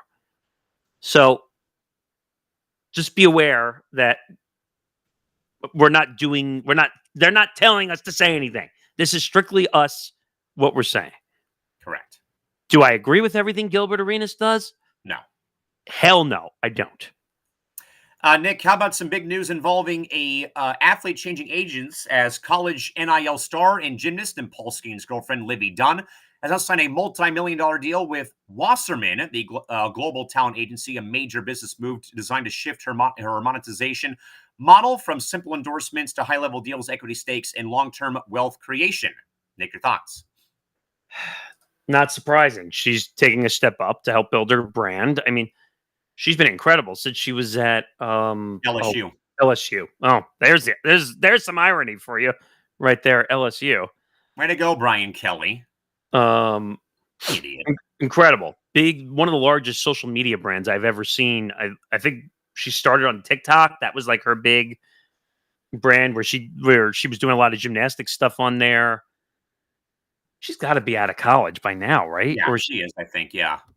Because I see you have it listed as college. Well, I guess because she was an NIL star. She made a shitload of money as an NIL athlete, if I remember correctly. All I ask is baseball. Don't try to make this like Taylor Swift and Travis Kelce. Let her and Paul be, please. Or are they going to look at the NFL and say, "Look at all the money we can make"? No, please, no. I stop. hope they don't. No. I Yeah. hope they don't do it. I hope not. But I'm just saying, are they going to look at the NFL and say, "Cha-ching, cha-ching, cha-ching, cha-ching"? Now, it is a little different because Taylor's in the entertainment industry, and I mean for music. Yes. So them promoting the music is actually in their favor by the NFL. Taylor Swift is a global phenom. Livy's more of I hate to say it, but stateside ordeal. No, I think she's grown a lot more since everything is. And hopefully changing the agency will help that out. Yeah, so it's a good move for her. I like it. Nick, last story for the day. This was kind of interesting. Former ESPN editor Krista Douglas has now been hired by the NBA's Washington Wizards in a new front office role, marking a huge transition from a major sports media position into the team sports management side of the industry. Nick, I think you know a bit more about Krista's story, though, at ESPN. What can you tell us about this move? So we did this story a while ago on Press Row. So Krista apparently had some major issues behind the scenes, and I just want to pull this up so I don't give wrong information.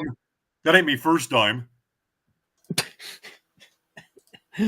But apparently, like, she was verbally abusing people, and I can go back to the original story, which was all the way back in February. According to the reports, she was put on administrative leave for weeks after there were HR complaints filed. She had overseen all of ESPN.com. She also was MLB deputy editor. Just make sure. Oh, this doesn't say it. But apparently she got in a lot of trouble with the power going to her head. And, here it is. I finally found the front office sports story. All right, so former ESPN executive editor Christina Douglas, if that's how you pronounce her name, has landed a new job with Monumental Basketball, which owns the Wizards, the Mystics, and Capital City. She's going to be working in the front office, which weird.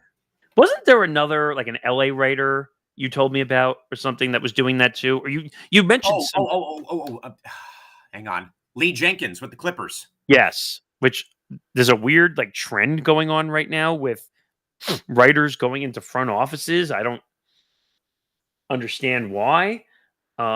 This says that Douglas has already begun her job with the Wizards. Let's see. So she was placed on administrative leave in January after multiple employees filed HR complaints. The specific nature of the complaints were never publicly disclosed. It was initially reported in April she was leaving ESPN, and the move became official in June. Okay, that's not good if they can't disclose what the violations are. That's never a good thing. Nope. And if she had to be basically sought out by HR, it's never good to be sought out by HR. No, it's not. Let's just put it that way. But going to a front office, didn't have that on the bingo card. Really, I don't get that one. That's weird. but that's pretty much it for the stories today. We made it. With 5 minutes to spare, too. Hey. Is there anything on your mind at all? We haven't really done the story time segment much lately. I mean, I'm really looking forward to tomorrow and the fact that I have to work again today or tonight and tomorrow night. But tomorrow's going to be interesting, Nick, to do another kind of like breaking news, like unscripted, live developing story again for the second time in a matter of weeks again with the WNBA lockout coming. We're assuming at midnight tonight on the West Coast because it would lead to October 31st. Again, we talked about the fact that there was a potential opportunity of there being a 30-day extension. We've heard no barking up the tree from the Players Association. They're never going to agree to it. Yeah, I think, Nick, that I'm just more looking forward, though, to really, again, reacting in real time as we get to do here on Playback to this, I'm going to say, Nick, it's a monumental day for the WNBA and for women's sports in general. Not the first time that we've seen stuff like this come out, though, about pay and equity across a women's sports league. And now it's going to lock out the WNBA for the first time in league history come tomorrow night. I mean, I'm just looking really quick before we head off of here. Let's see if anyone's really beginning to react or begin to spill the beans.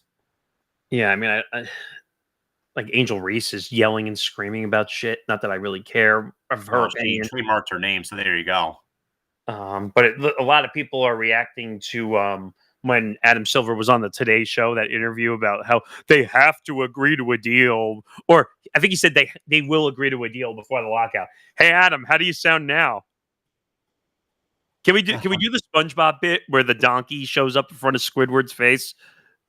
Yes, and it makes the sounds. I mean, this is not going to end. We're going to be in lockout mode by Halloween tomorrow. This is going to be bad for women's sports.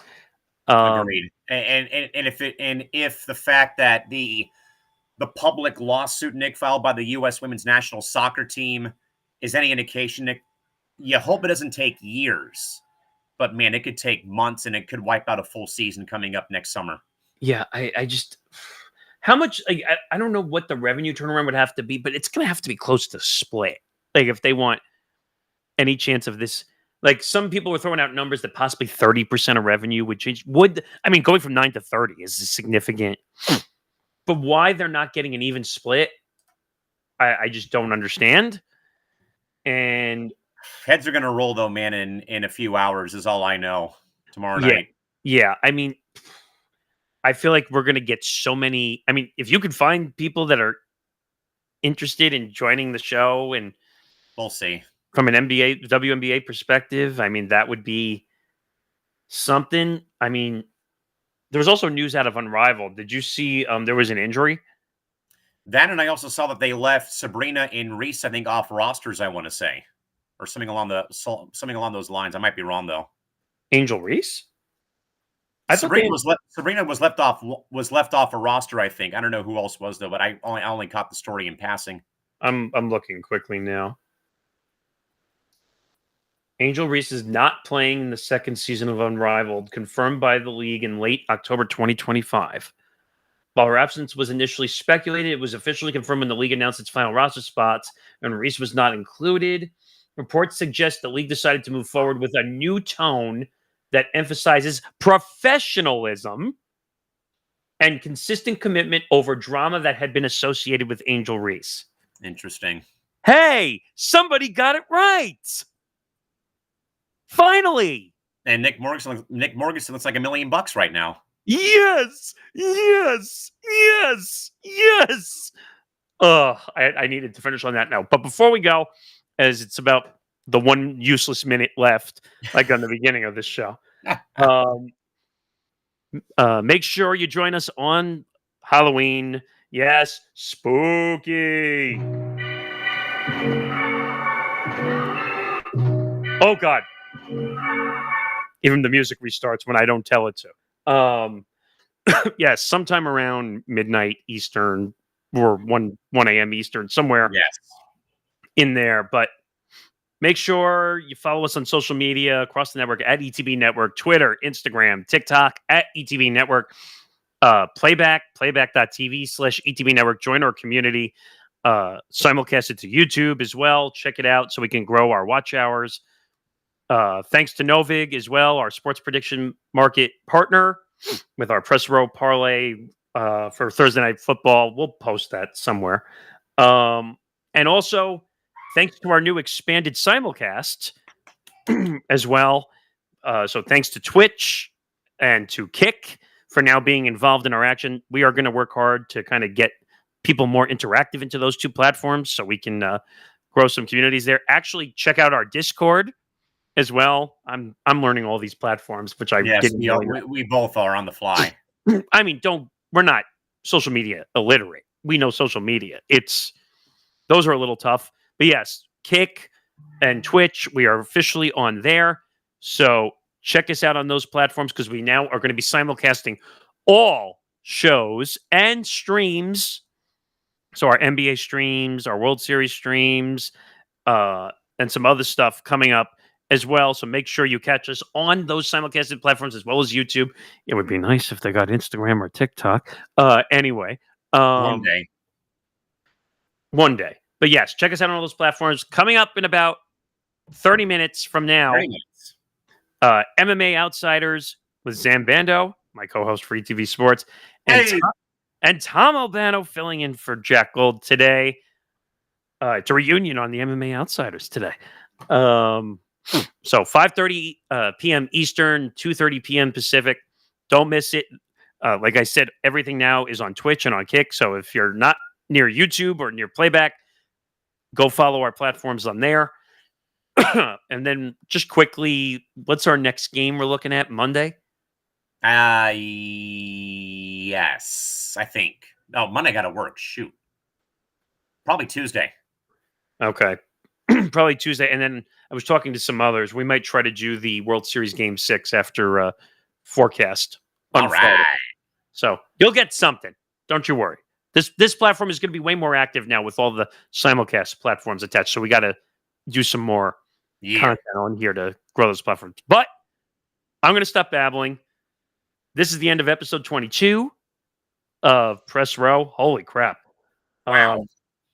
Until tomorrow, when the official clock hits for the WNBA lockout and the scariness happens.